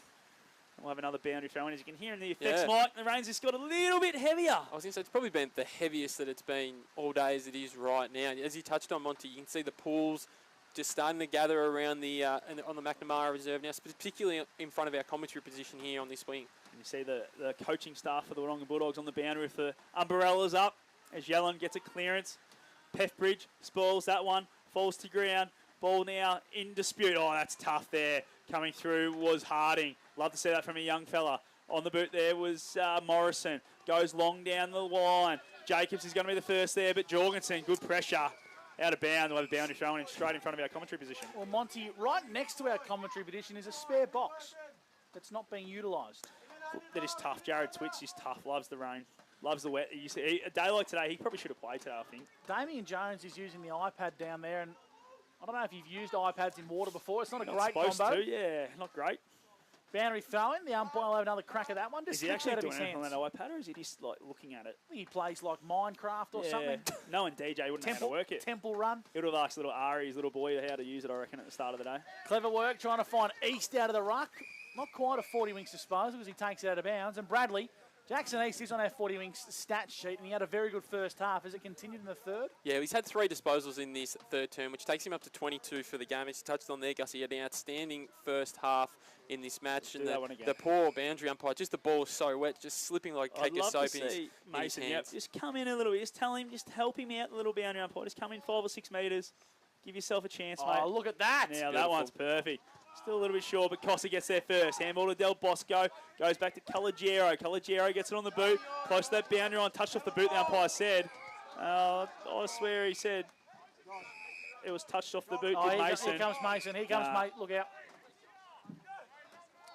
There's a bit going on here. You got to talk. I think he's going to say it's touched off the boot because he definitely said it was. Mason, what officiating. Yeah, that's perfect umpiring. He said it. He called it all the way as soon as it hit Caligero's boot. So I like it. Take control. Now toss it in. As we have Johnson. As it goes a bit short again and Cossa. These boys are going to have to come in about 10 metres, I feel. Just be a bit smarter. Ball now falls away from Morocco. He gets pushed off it by Yellen. Yellen's had a big third quarter, I feel. He's exerting himself. Noah Bradshaw now gets pushed as he kicks it. And it's out of bounds on the full. And we're going to have... Tell you what, Monty. There's a bit going on from the coaching staff in there. There's a bit going on from the coaching staff. A bit that's happening. And there's a bit going on from a big black Ford, which is just pulled over right adjacent to our commentary position and has some seriously strong headlights. Got the hunting lights out, They are hunting lights, and they are beaming right into my binoculars. And judging by the state of the lights staying on, I'm tipping he's not tuning in. Miotto darts one down the line. In fact, it's Miotto who marks it. Got it from Caligiero.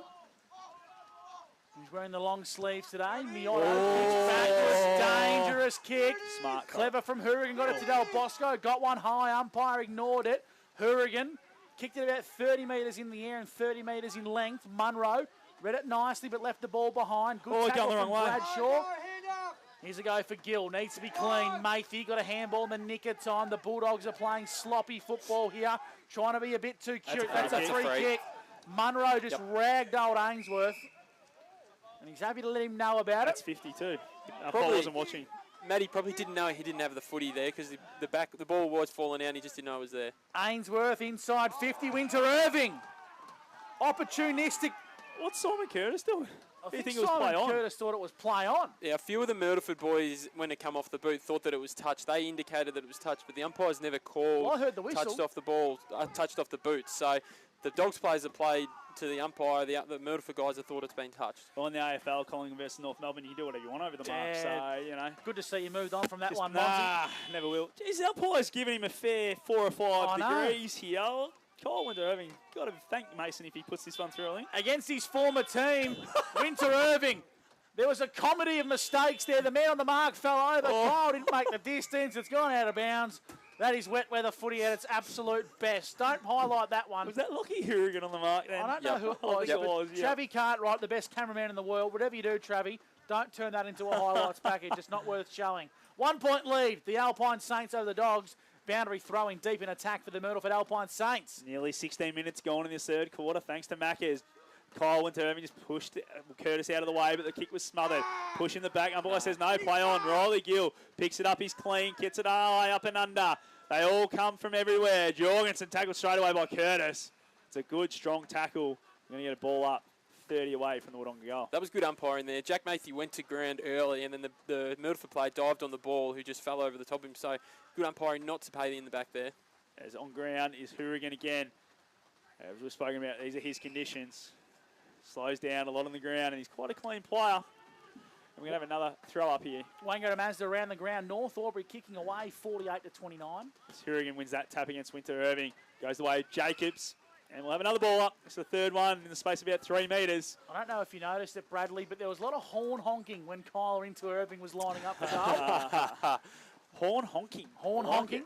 Horn tooting. He won the tap, fed it out to Gill. Spent it before he had it. Del Bosco. Yellen comes through the big bull. And we'll have another stop. He's 25 metres out from Dog's goal. He's really trying hard in this third quarter, isn't he, Jack Yellen? Trying to use his weight. This contested type of footy really suits him.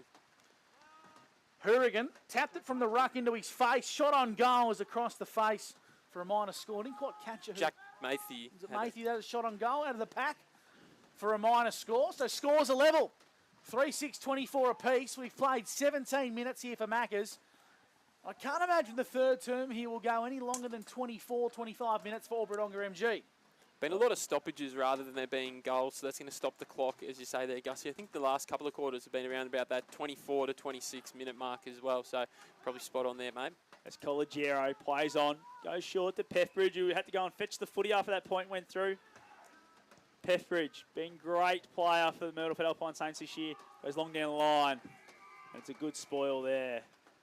And we'll have a boundary throw in 70 away from the Wodonga Bulldogs goal on the far side. This ball's really not going to move fast anywhere. We've got nearly every single player on the ground from where the ball is within about a 80-metre radius from it, isn't it? If you're going towards Myrtleford goal and then towards the Wodonga goal, there's about every single player is within 80 metres except for the last couple of players from Wodonga and Myrtleford in the Myrtleford forward half. Ball's tossed in. Just shoveled backwards as Corrigiero. Ball going the wrong way. The Saints. Brooks now for Wodonga. Going to get tackled. I reckon we're going to go close to 150 stoppages today, boys. I think so. Premier Data are going to have their work cut out. Absolutely they are. 64 plays 33. The Dogs over north for Wayne go to Mazda Monty. 24 apiece here on the Paulie's Corner Cafe scoreboard as Yellen gets another clearance. Beck finds that man, Pethbridge, who we've spoken about a bit today. Hasn't it do a lot? No high spoils, but he's been pretty good again at last line of defence. Not a great kick, that one. As goes towards Riccardi. Ainsworth pressures Riccardi. Riccardi's back onto the ground level. Tackled, dropped it. Umpire says play on. I don't mind in these conditions. Jack Mathy now goes and dives on it. Curtis lays the tackles. A bit going off the ball between Noah Bradshaw and Brodie Riccardi. And they're two that don't mind having a push and shove as Jake Bradshaw comes stick up for the bro. Stick up for the Braz. As that's probably a free kick as There's he a got free dropped kick, off the Mason had his back towards it, the man in green. Cleared from Moraka, long down the line. Gribben stuck the mid out. Connor Brodie hot on his heel. And it goes out of bounds for a boundary throw in. 40-wing stats with Brad Freak, the number one stats man in the business. Yeah, Jackson East up to 4 disposals in this third term. Mitch Del Bosco's had the 3, 4 for Josh Mathy for the Dogs, and Adam Jorgensen as well in this third term. I reckon Charlie Morrison's been quiet since half-time. Yeah, he's only had the 1 disposal in this third quarter, but the ball has probably been a little bit more. Hasn't gone there much, has it? Been more in the Dogs' forward half. Even though they've only had the 5 inside 50s in this third term, the ball's really lived in their half of the ground. Mathy to Bradshaw, trying to find Winter Irving, and a good spoil came to see it out of bounds for a boundary throw-in. So 3-6-24 apiece here. The Dogs just working their way into this contest a bit more. Brad Freak, It looks like Charlie Morrison's put himself probably a bit more in the middle of the ground. He's right in the middle of this, where this stoppage is going to be, rather than behind. He's now moving more the defensive side of the stoppage. Look at the way McPherson's running. He might be doing a defensive role on him in this I quarter. reckon you've picked up that one beautifully, Monty, for Wang Motor Group. As the ball comes back into play. Do it again. Boundary umpire just needs to read the room here and just come about 15 metres in from the boundary the ruckman line. might need to read the room and say, this guy's probably going to throw it a bit short. I think so, and it's going to be on him, Miyotto. Just holding each other there. The footy's at the back. The footy's not even in between them. Just having a bit of a football sandwich there between Yellen and Miyotto. As the clock hits 20 minutes for Maccas. Up the ball goes from Mason Ring, the man in green. You can hear the feet slushing around in the wet weather here as Wilson is wrapped up in a big tackle. Ironically, one of the men that tackled him was his teammate, Jack Yellens. So 24 apiece here. Right in front of our broadcast position, Scott Montgomery. I think Big Jai's, he's got cramp, and today is not the day you normally get cramp, is it? Wouldn't have thought so, Mont. Take it away. As the ball goes down, Jack Mathy gives a handball, but it goes straight to Mitch Del Bosco. Dropped by Tyler Harrington for the Saints. Just gets a little toe poke. Jake Bradshaw's over it. Harrington applies the tackle. We have another stoppage, I feel. Right in front of the Wodonga bench here. Just trying to find a bit of motivation. I think you are right with that McPherson roll there on Morrison. Morrison's run out of the stoppage and McPherson's followed him 50 metres towards the defensive side. I don't mind if he killed him in that first half. Then Morrison falls away of Curtis. Want to see him get the foot in his hands a bit more and use that long booming kick. Cossa drops what he should have taken. It's tough conditions. Morrison now just gets it on the boot. Goes with a torpedo barrel punt towards Johnson. Jorgensen overruns it. Johnson back on the ground level. Gribben, Jorgensen for the Dogs. Tackled by Pethbridge. No, he's played too high. Mason's picked one again. And Jorgensen will get the free kick. Get 80 away. Pethbridge very stiff there Very for mine. stiff. I thought it was a great tackle. So Mayfield, this is Jack, lowers the eyes. Cassidy got him in the guts on the half volley as Josh Mayfield tries to handball. That's out of bounds for a boundary throwing 60 metres out from goal from the Wodonga Bulldogs. And Brad Freak give us some 40-wing stats. Yeah, 6 inside 50s apiece in this third term for both sides. It's just been really even. Ball's just really lived sort of in the middle of the ground and just ducked in and out from the forward 50s of each side. Great boundary throw-in from the young fella as the ball falls in the hands of Wilson. His kick almost missed the boot. Went towards Gill, dropped it on the half volley. Coming through. Big contest. Morrison. They've hurt each other. I reckon he got Calogero fairly heavy there. Diesel. It's Diesel, was it? And that's a clash of the heads here. The umpire's got to be careful. I reckon they've got to stop the game here. Yeah, those boys are hurt. Yeah, they've got to stop the game clash here. of heads. Clash of heads. Mason's hasn't read the room there. Thrown the ball back up. No, stop it. Yeah, Stop it now. No, He's picked it. Elite Building Construction, talk us through it, Brad. Yeah, to be fair to the umpire there, the collision happened and then the stoppage came more towards the boundary. He was behind him. The umpire out of play needed to be the one that called that off. But it's good to see that both boys are getting off the ground under their own accord, but they certainly do not look in a good way. Morrison looks to be handling it a little bit better than Diesel Beatty. Still probably shouldn't have started this game. Yeah, until Diesel got out of the way. If there's a kick here, it's going to go straight to him. You're in trouble there, Jacobs. Oh. So free kick here. It's going to go the way of Matt Wilson, the man whose ankle resembled a balloon on Thursday night, according to our man Panda. He kicks inside forward 50. Curtis, front and centre. Good work there. Forrest brought it front and centre as well. Big tackle applied and will ball the footy up 35 metres out from goal. So pretty scrappy here, Mont. 23.5 gone for Maccas. Yeah, and scores are still locked at 24 apiece. Hasn't been a quarter the right home about, that's for sure. As Noah Bradshaw sets sail for home. Through for a minor score. They all help. It's a massive point in the term of the game. It's a massive point. Wodonga have done all the scoring this quarter. Giving them the lead now. A 1 point lead on the Paulie's Corner Cafe. It reads 3-6-24. The Myrtleford Alpine Saints. Wodonga 3-7-25. We've gone 24 minutes on the Maccas time clock. As Lockie Hearing just goes bang straight up the middle. I don't mind seeing that. Simon Curtis is going to get the free kick here. He's going to come back. And he's just got to get it and kick it as long and as far as he can towards goal because there won't be much time left, I don't think. The only issue he's got, Monty, is the Myrtleford player thought it could have been an advantage and he's bombed the ball 60 metres away, so it's allowed the Dogs to flood back and get all their numbers behind the footy here. Just don't know about this sideways chips that the Myrtleford Alpine Saints have done a bit in this third quarter. It's just going nowhere. Just in positive news, guys, for the Wodonga Bulldogs, look like Charlie Morrison looks all right down there on the boundary, but Diesel Beatty, however, haven't been able to see him Great yet. pick up, Jacobs. Sets Salva home from 50. Just misses. Through for a minor score. As Gussie ducks and weaves from the punch coming through from next door. That levels the score up again. 3-7 apiece here on the Paulie's Corner Cafe scoreboard. It's a great game of football, this. If you like wet weather footy. Is it really? No, it's close. Kicking from fullback was clean. Boys, Charlie Morrison's back on the field for the Dogs. Greenhill, the co-captain from the kennel. Right foot kick, going to hug the boundary line. Trying to keep it in. And Zach Pethridge touches it across. Out of bounds on the full, they've called. Yeah, I thought that was in. Well, one umpire's 60 metres away and this guy's down here 70 metres away, so it's going to be very, very difficult for one of them to see it, I reckon. Wouldn't be surprised if Mason gets involved here. No, he's going to let it go. Pethridge, left foot kick, long down the line. Brody got there late. Front and centre was Jake Bradshaw. He hacked it forward. Matthew's been good, need to dispose of it. He gets the handball away. Oh, he gambled it! Oh, no. Monty, Elite Building Construction. Yeah, as he was getting tackled, he changed his mind from kicking to handballing and got the handball away clearly. And the umpire still said holding the ball, so well, I put don't it know down, about that. I put it down as a 40 winks disposal, so I might have to get the white ink out. Nah, still give it to him because he definitely disposed of it. Calvin, inside 50 for the Alpine Saints. Numbers with the Bulldogs. Wilson paddles it forward. Yellen, handball, missed the target. Riccardi left it behind. Just pinballs around towards the boundary line. Players from both these sides, about 10 of them, just loom around. And in the end, Cossa wrapped up in a tackle to see it across for a boundary throw-in. Can't be long left here. 26.5 minutes gone for Maccas. Third quarter action for Wodonga MG. The Alpine Saints would love to hit the main break with a lead here, Scott. They would, absolutely. And that kick from Calvin's what they've got to do a bit more of. Get it long and deep inside 50. Put the Wodonga defenders under the pump. As Harding takes the footy. Did he take him on? Umpire says play on. Ball pops out. Quick kick off the ground by Bradshaw. Picked up there by Maraca. Just goes high up and under to the top of the goal square. Standing under it. Drop chest mark by the Bulldogs. Ball's just fumbling around on the ground again.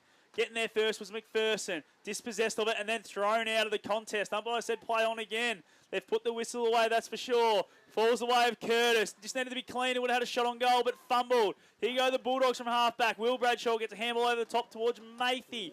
Mathy gives a handball backwards now. Goes towards Jorgensen. Needs to pick it up. Told to leave it by Johnson. Just gets it on the boot quickly. It's a one-on-one inside 50. Winter Irving versus Jacobs. Jacobs did well. Brought the ball forward. Didn't let it out of the back. That's a big win from Jacobs. And we'll have a ball up inside 50 for the Wodonga Bulldogs. Just really good play there from the Dogs. Just used the conditions, just kept getting the momentum on the ball, kept going forward, and now they've got a chance here late in this quarter to hit the front. 27 minutes gone. Third term. Scores are still level. 3-7-25 apiece. The umpire calls for a stoppage 30 metres out from goal. So only the 2 goals in this term, both the way of the Bulldogs. Up goes the footy. Hacked forward by the Alpine Saints, working hard at the Bulldogs. Bradshaw might have bitten off more than he can chew. Kicks inside, forward 50. Out the back, Jorgensen going to look for a high free kick. Umpire's got the whistle away. Appeals for holding the ball against the Tricolours. Well done there on the last line of defence. That was clever from Calvin, trying to keep the ball alive. Other Dogs. Free kick, whistle. Alpine Saints way in D50. I think it's in the hands of Young here, or Forrest. Forrest. It's going to chip out wide and out of bounds on the full. Jeez. You have to get it in there quick. Can't be long left in this third quarter. Nah, not long at all. 28.5 minutes gone. Johnson on the left boot. High up and under top of the goal square. Is it a mark? It is. It's a mark for the Bulldogs, and it's Winter Irving. Slid in. Clever work from the Dogs, Monty, just to clear that leading lane for Big Kyle, and he slid in and took a mark. Best thing was Big Tommy just went back as quick as he could and got it on the boot. Tried to barrel, didn't come off, but as a forward, you're in front most of the time, and the defender makes a mistake. Going to get out the back to your smalls, but Kyle Winter was very clean. Got there, took the chest marks. Going to go back and have a shot after the sorrow. Give him a massive goal. Needs to be better than his last approach. Winter Irving, Kyle kicks on goal, and he's just snuck it in for a point. Needed that. Could be a very vital point as the Bulldogs regain the lead for the first time today. Since the first term, I should say. 1 point lead for the Wodonga Bulldogs. They lead 3-8 to 3-7. Paulie's Corner Cafe scoreboard. 1 point lead at the final break here on O&M Live, where you won't miss a thing. You're clear. What's your future look like? Where do you want to be? Shaping lives through nursing? Building communities through community services? Maybe caring for animals through veterinary science? With GoTAFE by your side, you can make it happen. From agriculture, hospitality, health and wellbeing, trades and education, to hair and beauty or creative, learn real skills for real jobs and careers right now. With GoTAFE, you've got this. Search GoTAFE today.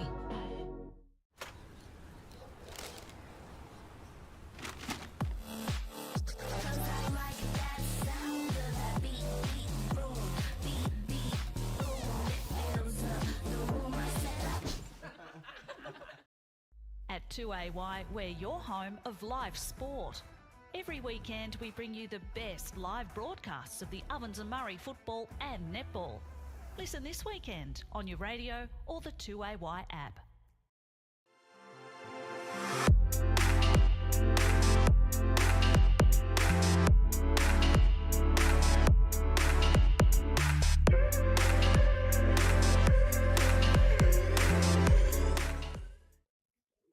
Adroit Insurance and Risk, your local insurance advisor, able to tailor insurance programs to support your business. And we're proud to support our local community.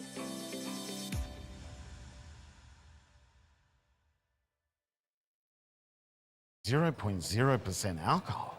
This changes everything.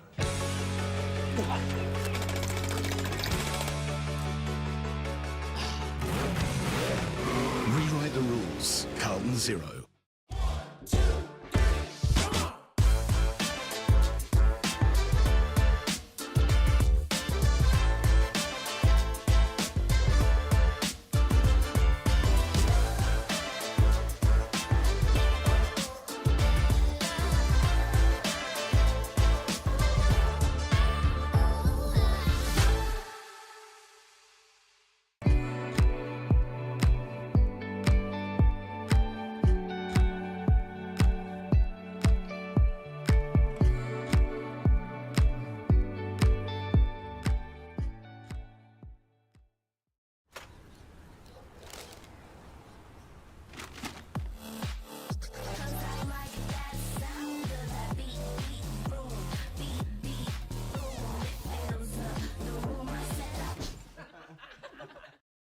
At 2AY, we're your home of live sport.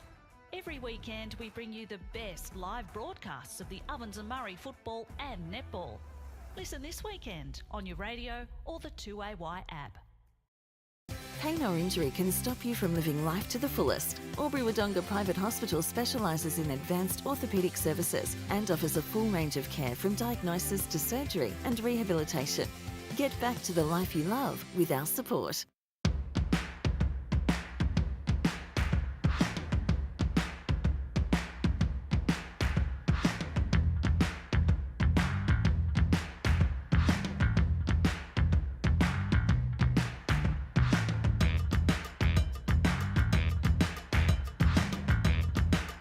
Half price until half time is on in the locker room.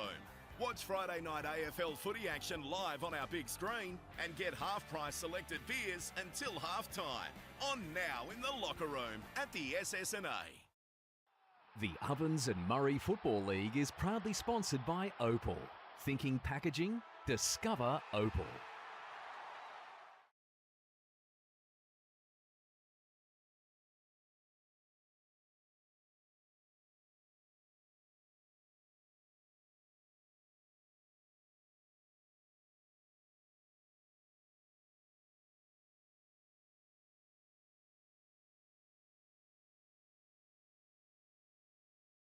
Your dream home, cavalierhomes.com.au. O&M Live on 3NE. Set for a barnstorming final term here. Players getting their positions pretty quickly. So, Freaky, give us the Cavalier Homes quarters best, please. Yeah, for the Myrtleford Alpine Saints in that third quarter, I'm going to give it to young Ashton McPherson. It looked like he's playing a bit more of a tagging role, and Charlie Morrison in that third quarter really nullified his impact in that third term. And for the Wodonga Bulldogs, I go Jack Yellen. I thought his bigger body around the contest really come to the fore in that third quarter. Who wins from here, gents? 1 point lead to the Dogs at present. Wodonga, if they play like that in that third quarter, I think.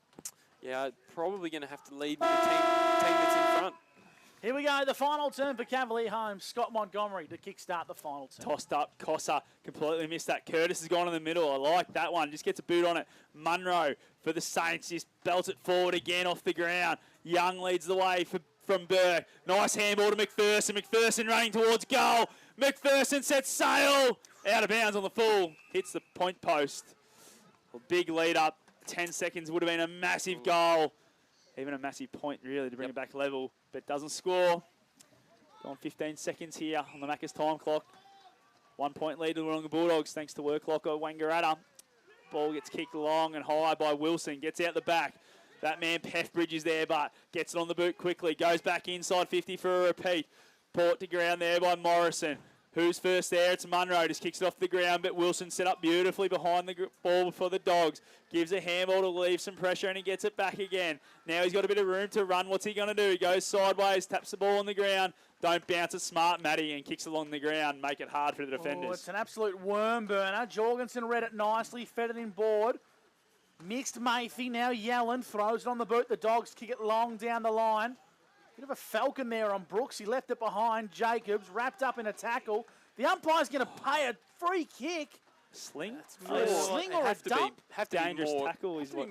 How is it a dump when he's already on the ground? Be more in the back, I would have thought, because he was laying on the ground and he jumped on top of him. I don't know if it can be a sling if he's not even airborne. Might have been just the wrong signal from the umpire. Nonetheless, free kick to the Alpine Saints. Because it was definitely in the back, Gussie. But the free kick from the back was there, but just not what the umpire signalled for. High up and under, Pethbridge slid through and took a really good mark. The booming left footer has got it behind true centre on the netball court side, Monty. He does. As he gets moving now, gets it on that left boot towards half forward.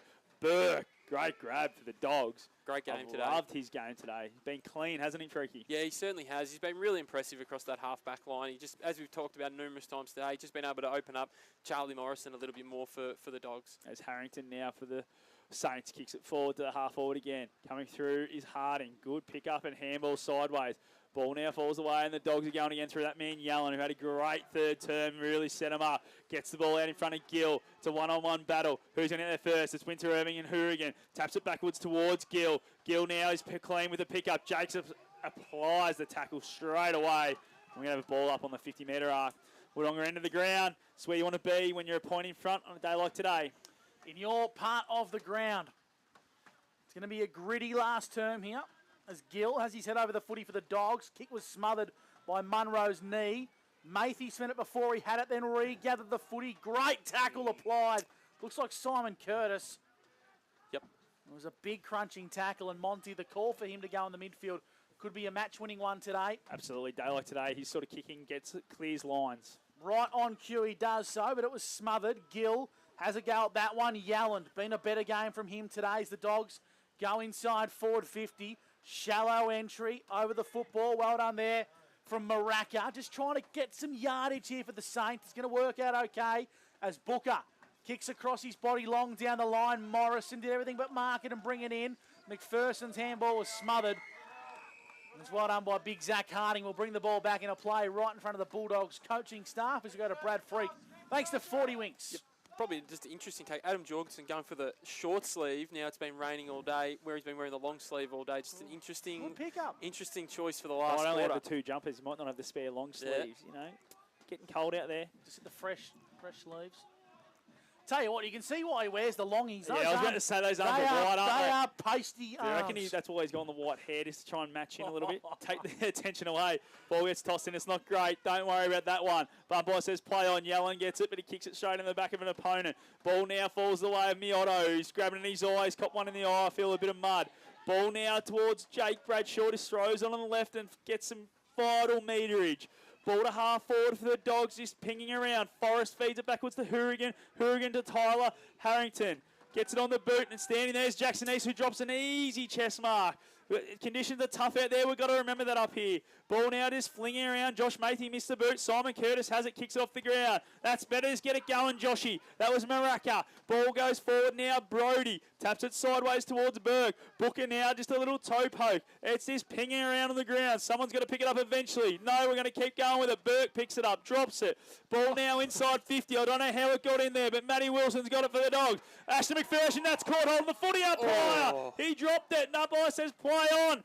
Now it falls the way of Noah Bradshaw. Higher handball is not what the doctor ordered here. I need to get on the boot. It does, but finally Pethbridge takes a mark, and you take it away, Gussie. Thanks to Wangaratta Motor Group. This game's just starting to lift a little bit. Pethbridge kicks long. It's a narrow, shallow entry. Out the back of the contest, Riccardi's tracking it. Well done, Greenhill for the Dogs. Clears defensive lines. Ainsworth needs a good sit, gets it, finds himself in a bit of space. On the left boot, long down the wing. Pethbridge zoned off his opponent. Throws it on the left for the Alpine Saints. High up and under, sitting under this one nicely, is Riley Calveen. Plays on for the Alpine Saints. Inside 50, Riccardi was there.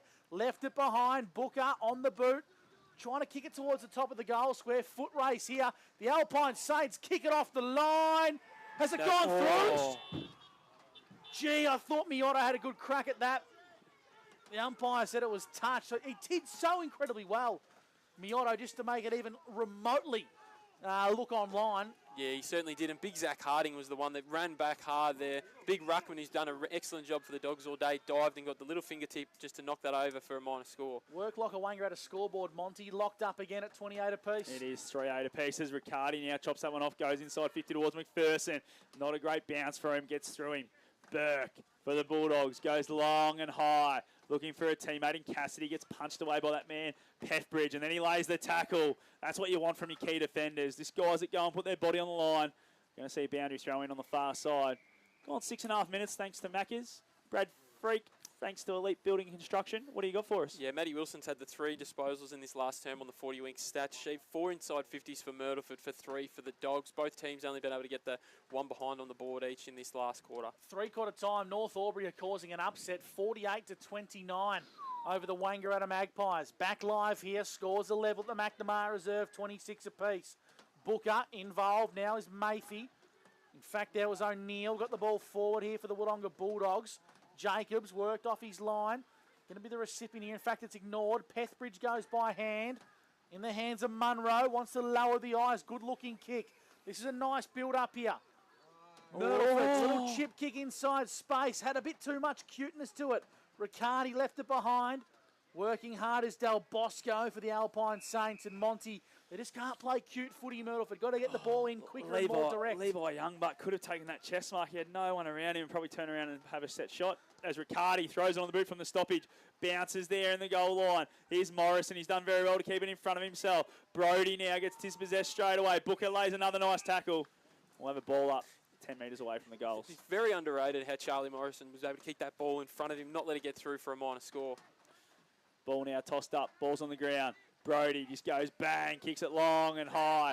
Ball's going to bounce out. Who's going to be the first there? Jet Cassidy is for Wodonga. Well done, Kelvin. Put his body on the line, went to ground. Gets dispossessed from it. Miotta gets dispossessed as well. Cassidy on all fours. Feeds back to Yellen. Yellen now to Jack Mayhew. Kicks it.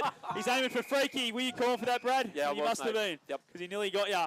Going to have a free kick. Tyler Harrington will be the recipient as the boundary umpire goes A over T as he tried to stop. Need to get the long stops in, young fella. The runners on. He's brave. He's going to have no traction in the runners out there at the moment. As it is showed, as we've gone 8 minutes on the Macca's time clock. Scores all tied up. Tyler Harrington, the late inclusion inside 50. Good contest there. Bradshaw done a good job. Morrison worked his way. Give himself a 40 wings disposal there, Freaky, despite the fact it went to no one. Going to try and get the ball back in his hands, but Munro's there for the Alpine Saints. Clever. Munro inside 50. Narrow ball trying to find Riccardi. East throws it on the boot. Kick was smothered. Big giant grip and it clean bowled him. Cossart, the big ruckman, head over the football. The big boys are everywhere around this contest. And the umpire says we'll ball the footy up 40 metres out from goal. Matty Munro's really stepping up for the Saints in this last term. He's only had 4 disposals in this last quarter already. Ball now tossed up. Gribben just fumbles it at ball at ground level. On the boot was Greenhill. Cossa set up perfectly behind the footy. Well done, Jorgensen. Just got the smother done. Then went with a one-hand pick up, and it's a bit wet for that Yorgie. Ball now goes towards Tyler Harrington for the Saints. Dispossessed by Tommy Johnson straight away. Then he's dove on it. Umpire says, I'll have it, thank you. We'll have a ball up 80 metres away. Still all tied up here. 26 apiece on the work locker Wangaratta scoreboard. 80 metres away from Saints goals. Around the grounds, Wangaratta Mazda. Lavington are coming back. The Pigeons only lead by 10 points, despite holding a 44-point lead earlier today. Wow. Back here at the McNamara Reserve, Gill kicks it about 20 metres in the air. It doesn't gain any distance. East head over the football for the Alpine Saints. Curtis, Soccer kicked it forward. Johnson almost missed the boot for the Dogs. Pinballs around and Forrest applies a big tackle on Yellen. We'll have another stoppage, true centre wing, grandstand side. 10 minutes gone for Macca's. Final turn for Cavalier Holmes. On the outside, Morrison left it behind, ran through a big puddle. This is proper wet weather footy, this. Brooks tries to make a go of it. The ball's moved no more than 2 metres from where it was 30 seconds ago. And we'll ball it up again. Monty for Wangaratta Motor. We're going to see this a lot, I feel, in this last quarter. Cossa taps it towards Del Bosco. Del Bosco besieged upon. Curtis tackled as well with that one. As we go around the ground, thanks to Wangaratta Mazda, please, Bradley. Yeah, in the AFL, we could have an upset brewing. Fremantle 96 lead the Sydney Swans 83 with 11 minutes to go in that game. North. No, don't worry about that. No upset. As the ball keeps going, on it was Del Bosco. Dispossessed from it again. We said that a lot. East gets boot the ball. It's going to go out of bounds on the full. Around the grounds again for Wangaratta Mazda. 52 of the Albury Tigers. To the Wodonga Raiders, 0 goals, 12. So they've only had 5 less scoring shots, but trail by Haven't 40 kicked a points. goal. It's unbelievable. Remarkable That's stuff unbelievable. at the Birrelea Park. Must be windy there. Anthony Miles taken from the ground with a knee injury as well. We'll report on that in the post-game show. Scores a level at the McNamara Reserve. 3-8 apiece thanks to work locker Wangaratta. The Alpine Saints and the Bulldogs. 8-point game here today, you feel, particularly for the Alpine Saints to maintain their small glimmer of hope of September action. Morrison palmed it front and centre. Miotto's kick was smothered off the boot. Well done by Bradshaw. He was dispossessed. Clever work from McPherson. Open up the corridor. Little toe poke forward. Calogero was clever, but it didn't quite work out the way he would have wanted. Now it's another opportunity. Hacked forward. Calogero's there. This is like the Savoys on a Sunday. 2-on-1, top of the goal square. Booker taps it forward. Wilson's got to get there for the Dogs. He does. Can't afford to concede. Holding the ball. Great rundown tackle on the last line of defence. He's done it again. And Young. I thought Levi Young. I thought Levi Young should have got a free kick. Levi Young was robbed of 2 free kicks there. The Dogs survive a big scare. They win a free kick for a leg deep in the back pocket. That's the best effort of the day. Double effort there by Levi Young to try and chase down Matty Wilson, get a fingertip on him, and then tackle him again. Unrewarded effort there, but simply outstanding work from him. Mawson's concrete play of the day right there, Levi Young. As Ollie Greenhill just goes for a worm burner forward. Harding takes possession, tackled straight away from Costa. I've loved that battle today. Two big boys are going to be sore tomorrow, I reckon. Yeah, I think this is going to sound silly in the wet, but do you reckon it's time that both sides are going to have to open up the ground, get their forwards back a little bit more, just to give themselves a bit more space? Probably not, because they're probably thinking we're only going to score one more time and that's the game, and then we'll just wrap it up again. So I'd just go with it. Yellen's going to get a free kick here. He's had a massive second half, Jack Yellen. He's put everything on the line for his team. He's been fantastic. Now he's going to go long. It's not a great kick, but it's going to work out. It's going to fall the way of O'Neill. Isaac takes the mark. True centre wing. Broadcast side. Goes long, does Isaac towards half forward. But Peffbridge, he's been great today. He's chopped off a lot of the Wodonga forward entries, and here he goes again. And he's marked cleanly too, which is so hard to do in the wet. Long raking kick contest. Good work by Harding. Pushed the ball forward. Oh. High tackle. Has to be a free kick to the Alpine Saints. It is. Yep. Mitchy Del Bosco. He'll get himself a free kick. True centre wing. Broadcast side. Long. Don't go short here. Come on, Mitchy. Have a shot almost. He knows. Yeah. Barrel. Barrel from Del Bosco.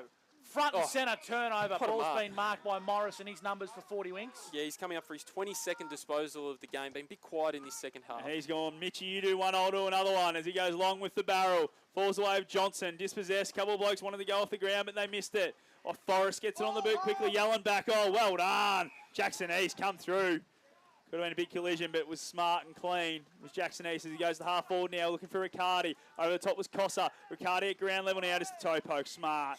Take it out and we'll start again, he says. We'll try and get it inside 50. Still tied up here, 3-8 apiece, 26 on the work locker Wangaratta scoreboard. Gone 14 minutes on the Macca's time clock. Jackson East up to 27 disposals on today's game on the 40-wing stat sheet. So we'll bring the ball back into play. 59-63. Lavington are hunting down on Yarrawonga. Boundary throw in. Only went about 4 metres, but the required journey. Here's a go for the Alpine Saints. Nice work there from Maraca. They're going to try and get the ball inside 50 now. They do so, the Alpine Saints. Bustling his way through. Left it behind was Yellen. Freaky on the ball. Shot on goal from East.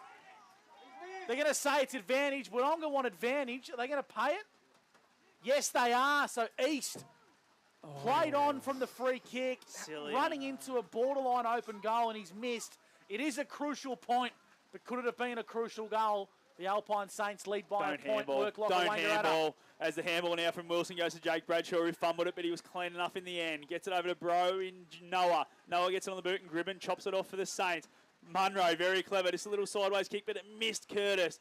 The Dogs now have it. They got it on true centre wing. Handball backwards. Goes towards Colangiero. Colangiero, that is as deliberate as it comes. There is no one out there, but you won't pay it here for sure. And that's out of bounds. We've boundary throw in true centre wing, far side. Brad Freak, 40 winks. Matty Munro had 6 disposals in this last quarter for the Myrtleford Alpine Saints. He only had 6 disposals in the first 3 terms, so he's putting in a real big effort for him in this last quarter.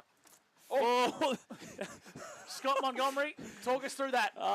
Yeah, the ball didn't go anywhere except forwards there from the poor boundary umpire. I feel sorry for him today. It's not a day you want to be boundary umpiring. You're not in the action. You're standing around a lot. But for Wangaratta Motor Group, here's Gus McLeod. 1 point lead. The Alpine Saints lead the Bulldogs on O&M Live. He kicked out of midair by Cossa. Burke for the Dogs, throws it on the boot. High up and under, sitting underneath it. Good mark's been taken. Curtis plays on, right foot kick, high up and under. For Myrtleford, edge of the centre square. Riccardi gets a nice bounce on the boot, inside 50, running towards the top of the goal square. Dribbling, missing. Could be a big point. The Alpine Saints lead by 2 here for work locker Wangaratta. 17 minutes gone for Maccas, and Monty, for Elite Building Construction, every point counts in a day like today. That could be crucial for Myrtleford. Absolutely, because if we don't go down and score a point at the other end, they've still got that little bit of a buffer as Wilson just goes long and strong up the middle. Gets over the back of Cossa first on its Forest for the Saints. Ball falls towards Jorgensen now for the Dogs. Went to near ground and then got up straight away and gets a boot on it. Oh, well done. Great pick up there from Kelvin. Just throws it on the boot and it goes the way of Maraca out on the wing. And he just goes off the ground and it's going to go out of bounds. It's found touch. Don't pay it, Mason. We're not in the AFL. He's paid deliberate, insufficient intent. I don't like it. There was one 2 minutes ago, which was the same. Oh, I just don't know how they can just find ones like that. They just make it up as they go, I think, Freaky. I'm not as commenting. Charlie Morrison putting down for another 40 winks as he gets one and goes down the line. Cossa through his hands. A true centre wing now for the Dogs. They get it on the boot and move it forward towards half forward towards Winter Irving. Going to ground, awkwardly was Calvin. He's got up, but all right. And we'll have a boundary throw in at half-forward flank for the Wodonga Bulldogs. Around the grounds, Wodonga to Mazda. Minogue has kicked his 5th, and 63 plays 41. Big points. upset brewing there as North Albury. Twice in a year. How long since North Albury's beaten Wangaratta twice in a year? Panda wouldn't have been born. Tell you what, he might have a horn down there as quietly. I think he will. 18 minutes gone for Maccas. O&M live action at the McNamara Reserve. We'll have another stoppage, Brad Freaks and 40 winks. Yeah, I'm going to have to... I've lost for words at the moment. 11 inside 50s for Myrtleford in this last term. They've been able to have the ball in their forward end, be able to get their noses just in front. As the ball's just ping-balling around on the half-forward flank for the Wodonga Bulldogs. A lot of ball on the ground in this last quarter as the rain is continuing to fall. Has from start to finish here. Puddles are getting bigger here at McNamara Reserve. Ball's just tossing around again. Cossa. Booker gets it on the boot. Gains about 20 metres. Goes towards the boundary. Better not ping that one, please. No. Boundary throw, and we'll have it on true centre wing, far side. It's a 2-point ball game. 3-10-28. 3-8-26. Myrtleford Alpine Saints with the lead on the work lock and Wangaratta scoreboard. 18 minutes 40 gone in this last term. Do we still think it's going to go around about that 24 to 26 minute mark? I think so. No goals. Last one went about 27. I think it went longer, 28. With a lot of stoppages, and this quarter is very similar as well. So there's still plenty of time for the Dogs, but they've got to be able to generate at minimum one score, maybe two or three. I've never seen this before. The umpire's taking the ball off the boundary umpire and throwing it up. Don't know if I like it. Ball now, Curtis, really good. He's been big in this last quarter. Gets on the boot, Maraka. Will he do it out again? of bounds. I reckon he will. I reckon he's going to give him a go. Just going on that cover over there that has that much water sitting on it. That ball is going to be double, like a brick. It'll be double the weight of what it normally is. Got to go the double-hander here, I reckon. I reckon he's just going to come in another 5. All these boys need to move forward. He's got a good one that time. Cossa gets the tap. Ball just fumbles around on the ground. Myrtleford would love this right now. They don't care if this goes for another 10 minutes, just like this at half forward. Wangaratta Mazda around the grounds. Lavington versus Yarrawonga. It's getting closer, but Yarrawonga kick a crucial goal. They lead by 11 points. Back here at the McNamara Reserve, not a great deal's happened. High up and under from Myrtleford, trying to inch and grit the ball forward. Brody out the back, has to be clean, leaves it for Bradshaw. Wanting to get a push in the back. Good work from Myrtleford inside forward 50. Riccardi got legged. Hack forward. Here's an opportunity. Needs to be clean. Running into an open goal square. Sock off the ground on Booker. Riley Booker took a long time to get that one as the flashing lights ring across the McNamara Reserve. Riley Booker might have won the game for the Tricolours. And it was like Mark Viduka at the back post. He just waited and waited and waited and tapped it across the line on the inside of the boot.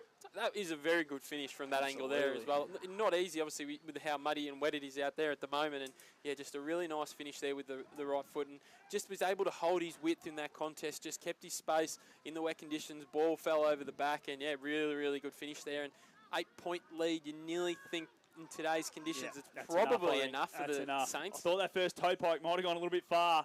It might have gone out of bounds. But anyway, Maury Orison's come charging off the back of the square.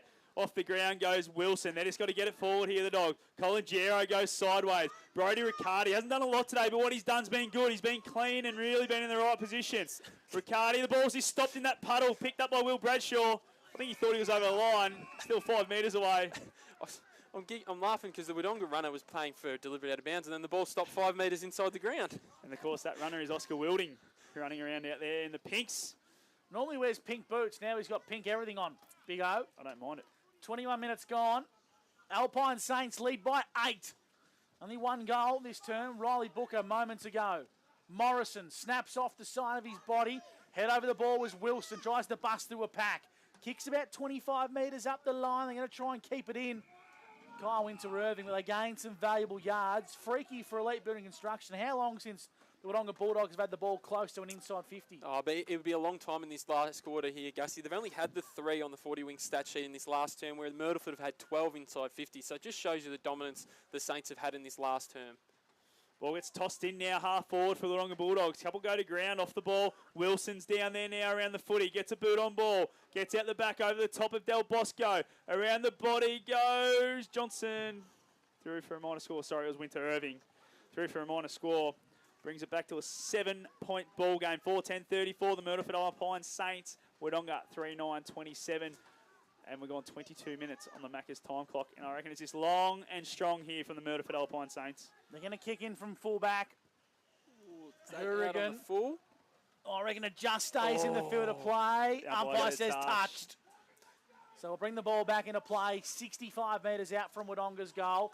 27 plays 34. Myrtleford lead the Dogs thanks to work Locker Wangaratta. Clock has gone almost 24 minutes.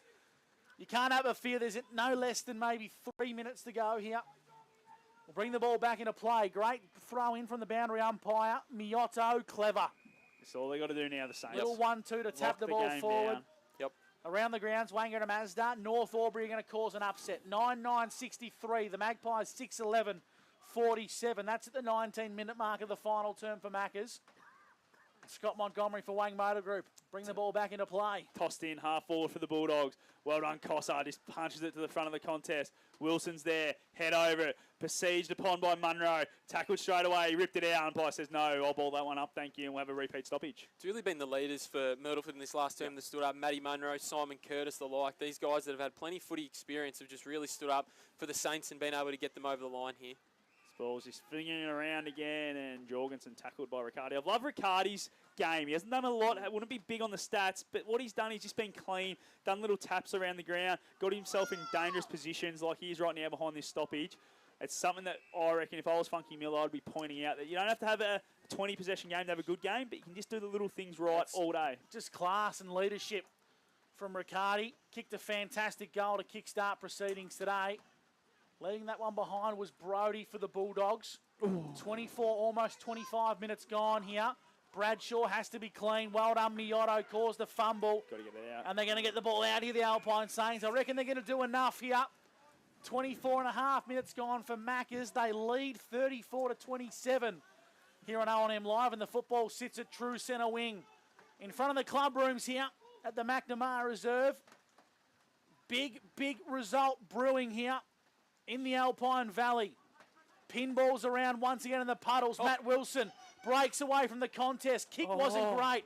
Could work out okay as the mark's been dropped by Burke, who's been swung forward into attack. This is the last roll of the dice here for the Dogs. No one in Myrtleford's half of the ground. No one in Myrtleford's half of the ground, as Monty said. Boundary throw-ins 50 metres out from goal at the 25-minute mark of the final turn for work, Locker Wangaratta. And even Simon Curtis is just a kick behind the play as a spare in defence. So even if they have a quick shot there, he might be there to be able to stop it for him. I reckon there's 30 players at this stoppage right now.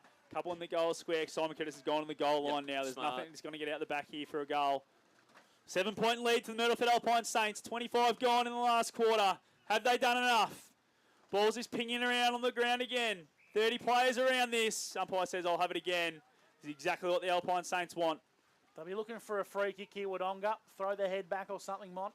Yep, absolutely. They've got to just charge through, get a free kick. Ball now gets flings around. Gribben spoils it. Ball now just finding its way forward for Wodonga. No possessions taken. I think we're going to have another ball up. No, it's still just getting around. Just a kick off the ground there. Taken now by Del Bosco. Kicked off the ground. Booker tries to stop it with his foot but missed it. Jake Bradshaw gives a handball. Just needed to get on the boot, the Dogs. Booker does exactly that. Calogero now. Just needs to go off the ground. No one in front of McPherson. What can he do? He's just got to be clean. Ashton McPherson goes again. Kicks it. Gains 60 metres for the Saints. Boundary line's a win for Myrtleford. It's going to roll. It's going to roll. That's great play from the Myrtleford Alpine Saints. Heads up play. Ashton McPherson just got on the boot. And a bit going on off the ball between McPherson and Greenhill, but we'll have a throw in just inside 50 for the Myrtleford Alpine Saints. That'll be enough for them, Brad, I reckon. Yeah, you could easily mount the argument that Ashton McPherson's been the best player on the ground in the second half with his role he's played on Charlie Morrison. Morrison had 18 disposals in the first half. He's had 5 in the second half on the 40-wing stat sheet. And unbelievable work from Bradley Freak on the 40-wing stats. I reckon that bip into the horns for Ashton McPherson right there. Out the back, here's a go for East. Another 40-wings disposal. Top of the goal square. Bit of a toot-toot from the horn. Give us another one. There we go. And some flashes. And we some love flashes. Greenhill clears. I reckon they're Myrtleford supporters, Gussie. They're Myrtleford supporters, that's for sure. Ball's in the hands of Riley Calvin. He will suck precious seconds off the clock. Big talk for a shot at goal, wouldn't you? And this should be enough as they lead 34-27. Inside 50. This is a great kick. Hugging the boundary line. It's going to go out. Smart.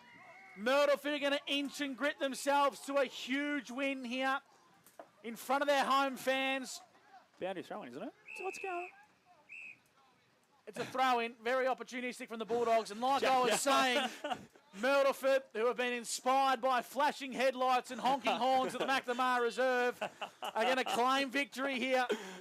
Scott Montgomery bringing home the ball deep into attack for the Wodonga Bulldogs. The young boundary umpire gets that one over the top of the two ruckman. They got too close that time. Here comes Harding, gives a handball back to Morrison, just gets it on a boot. Heads towards the scoreboard. Who's going to win the race? Tyler Harrington's first there. Just falls over. Just needs to get it out. Ainsworth keeps it in. There it is! What a win for the Myrtleford Alpine Saints. They get it done in the wet on a miserable day here at McNamara Reserve. But it's a magic one for the Myrtleford Alpine Saints. Keeps their season alive. 7-point win, 4-10-34. Wodonga 3-9-27. And I tell you what, those supporters over there flashing us, we love having you listen to us on OMFNL Live. Oh, I'm getting blinded, though, by the flashing lights that have been coming across. What a win for the Myrtleford Alpine Saints. They were certainly a chance coming in today, but the tipsters, including myself, went towards the Dogs, and they keep their slim hopes of September action alive to the tricolours. 4-10-34 to Wodonga 3-9-27. I'll tell you what, Monty, it'll be a loud song inside the four walls today at the McNamara Reserve. It will be. I reckon it'll be packed in there. It's ball night tonight here at McNamara Reserve, so could be an even bigger one with a result like that, that's for sure. Absolutely. Who's going to go and get an action? Are we going to scissors, paper, rock? Scissors, paper, rock live on air, you two. You can do it, Monty. Yeah, he's good to do like that, isn't he? Monty's going to go and get the song, I reckon.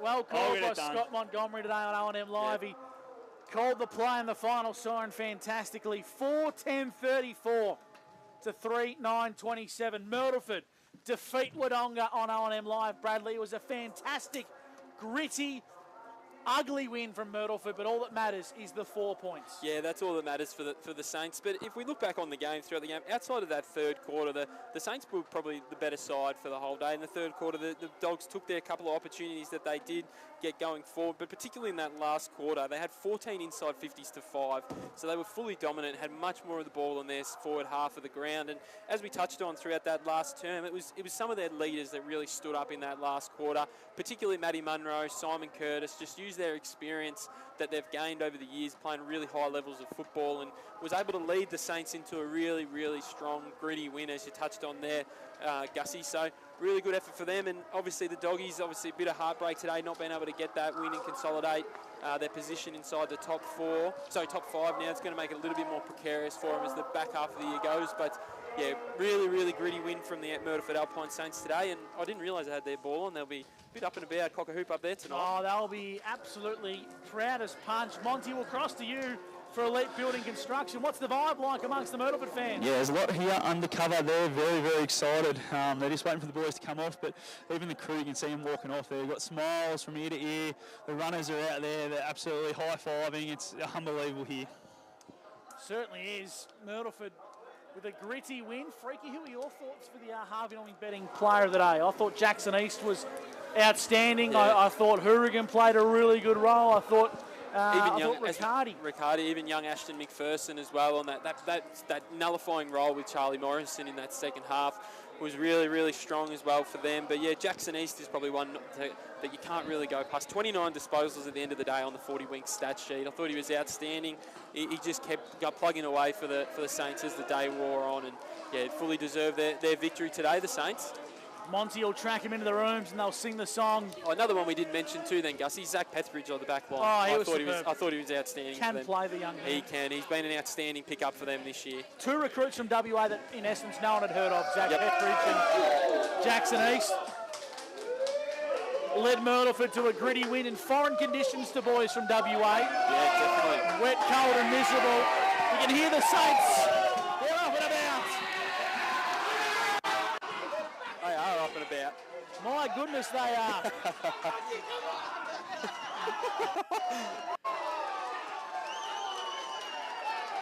The boys are happy. Yeah, Monty got a bit of a plug there. The Saints victorious over the Dogs, and we'll cross now for the song.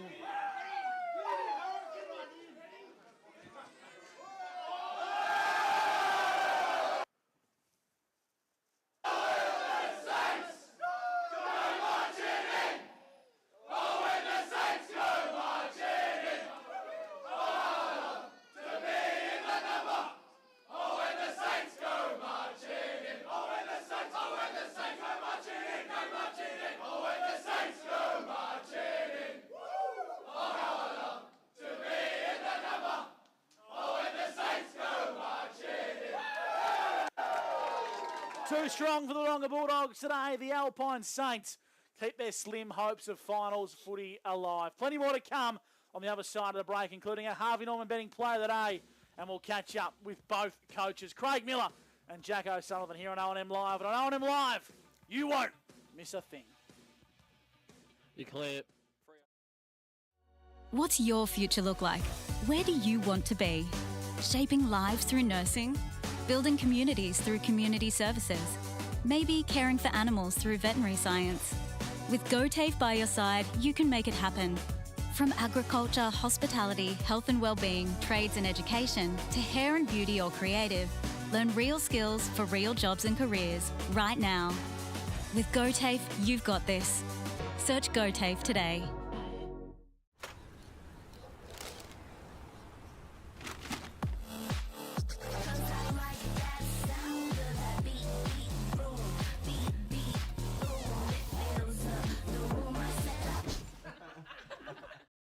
At 2AY, we're your home of live sport.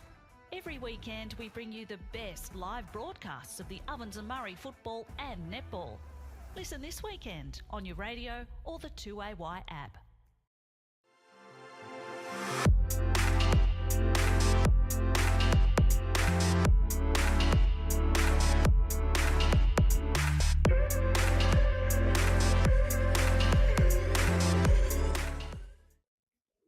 Adroit Insurance and Risk, your local insurance advisor, able to tailor insurance programs to support your business. And we're proud to support our local community.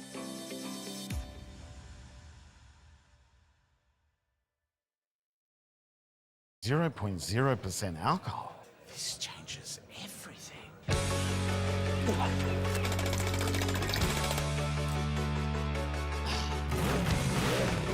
Rewrite the rules. Carlton Zero.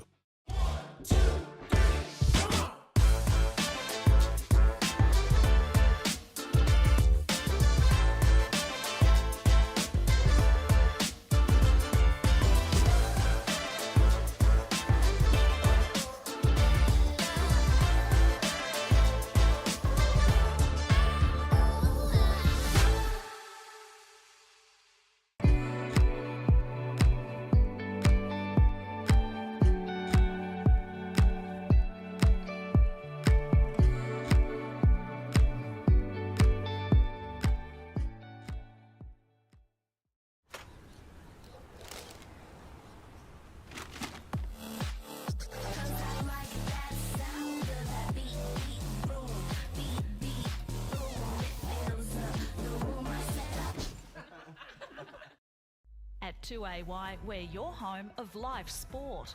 Every weekend we bring you the best live broadcasts of the Ovens and Murray football and netball.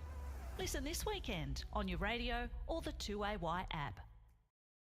Pain or injury can stop you from living life to the fullest. Wodonga Private Hospital specialises in advanced orthopaedic services and offers a full range of care from diagnosis to surgery and rehabilitation.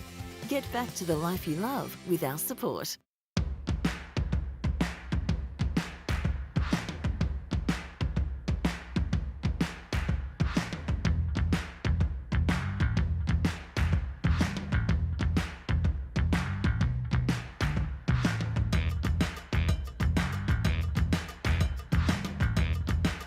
Half price until half time is on in the locker room.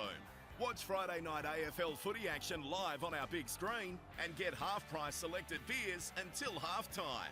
On now in the locker room at the SS&A. The Ovens and Murray Football League is proudly sponsored by Opal. Thinking packaging? Discover Opal.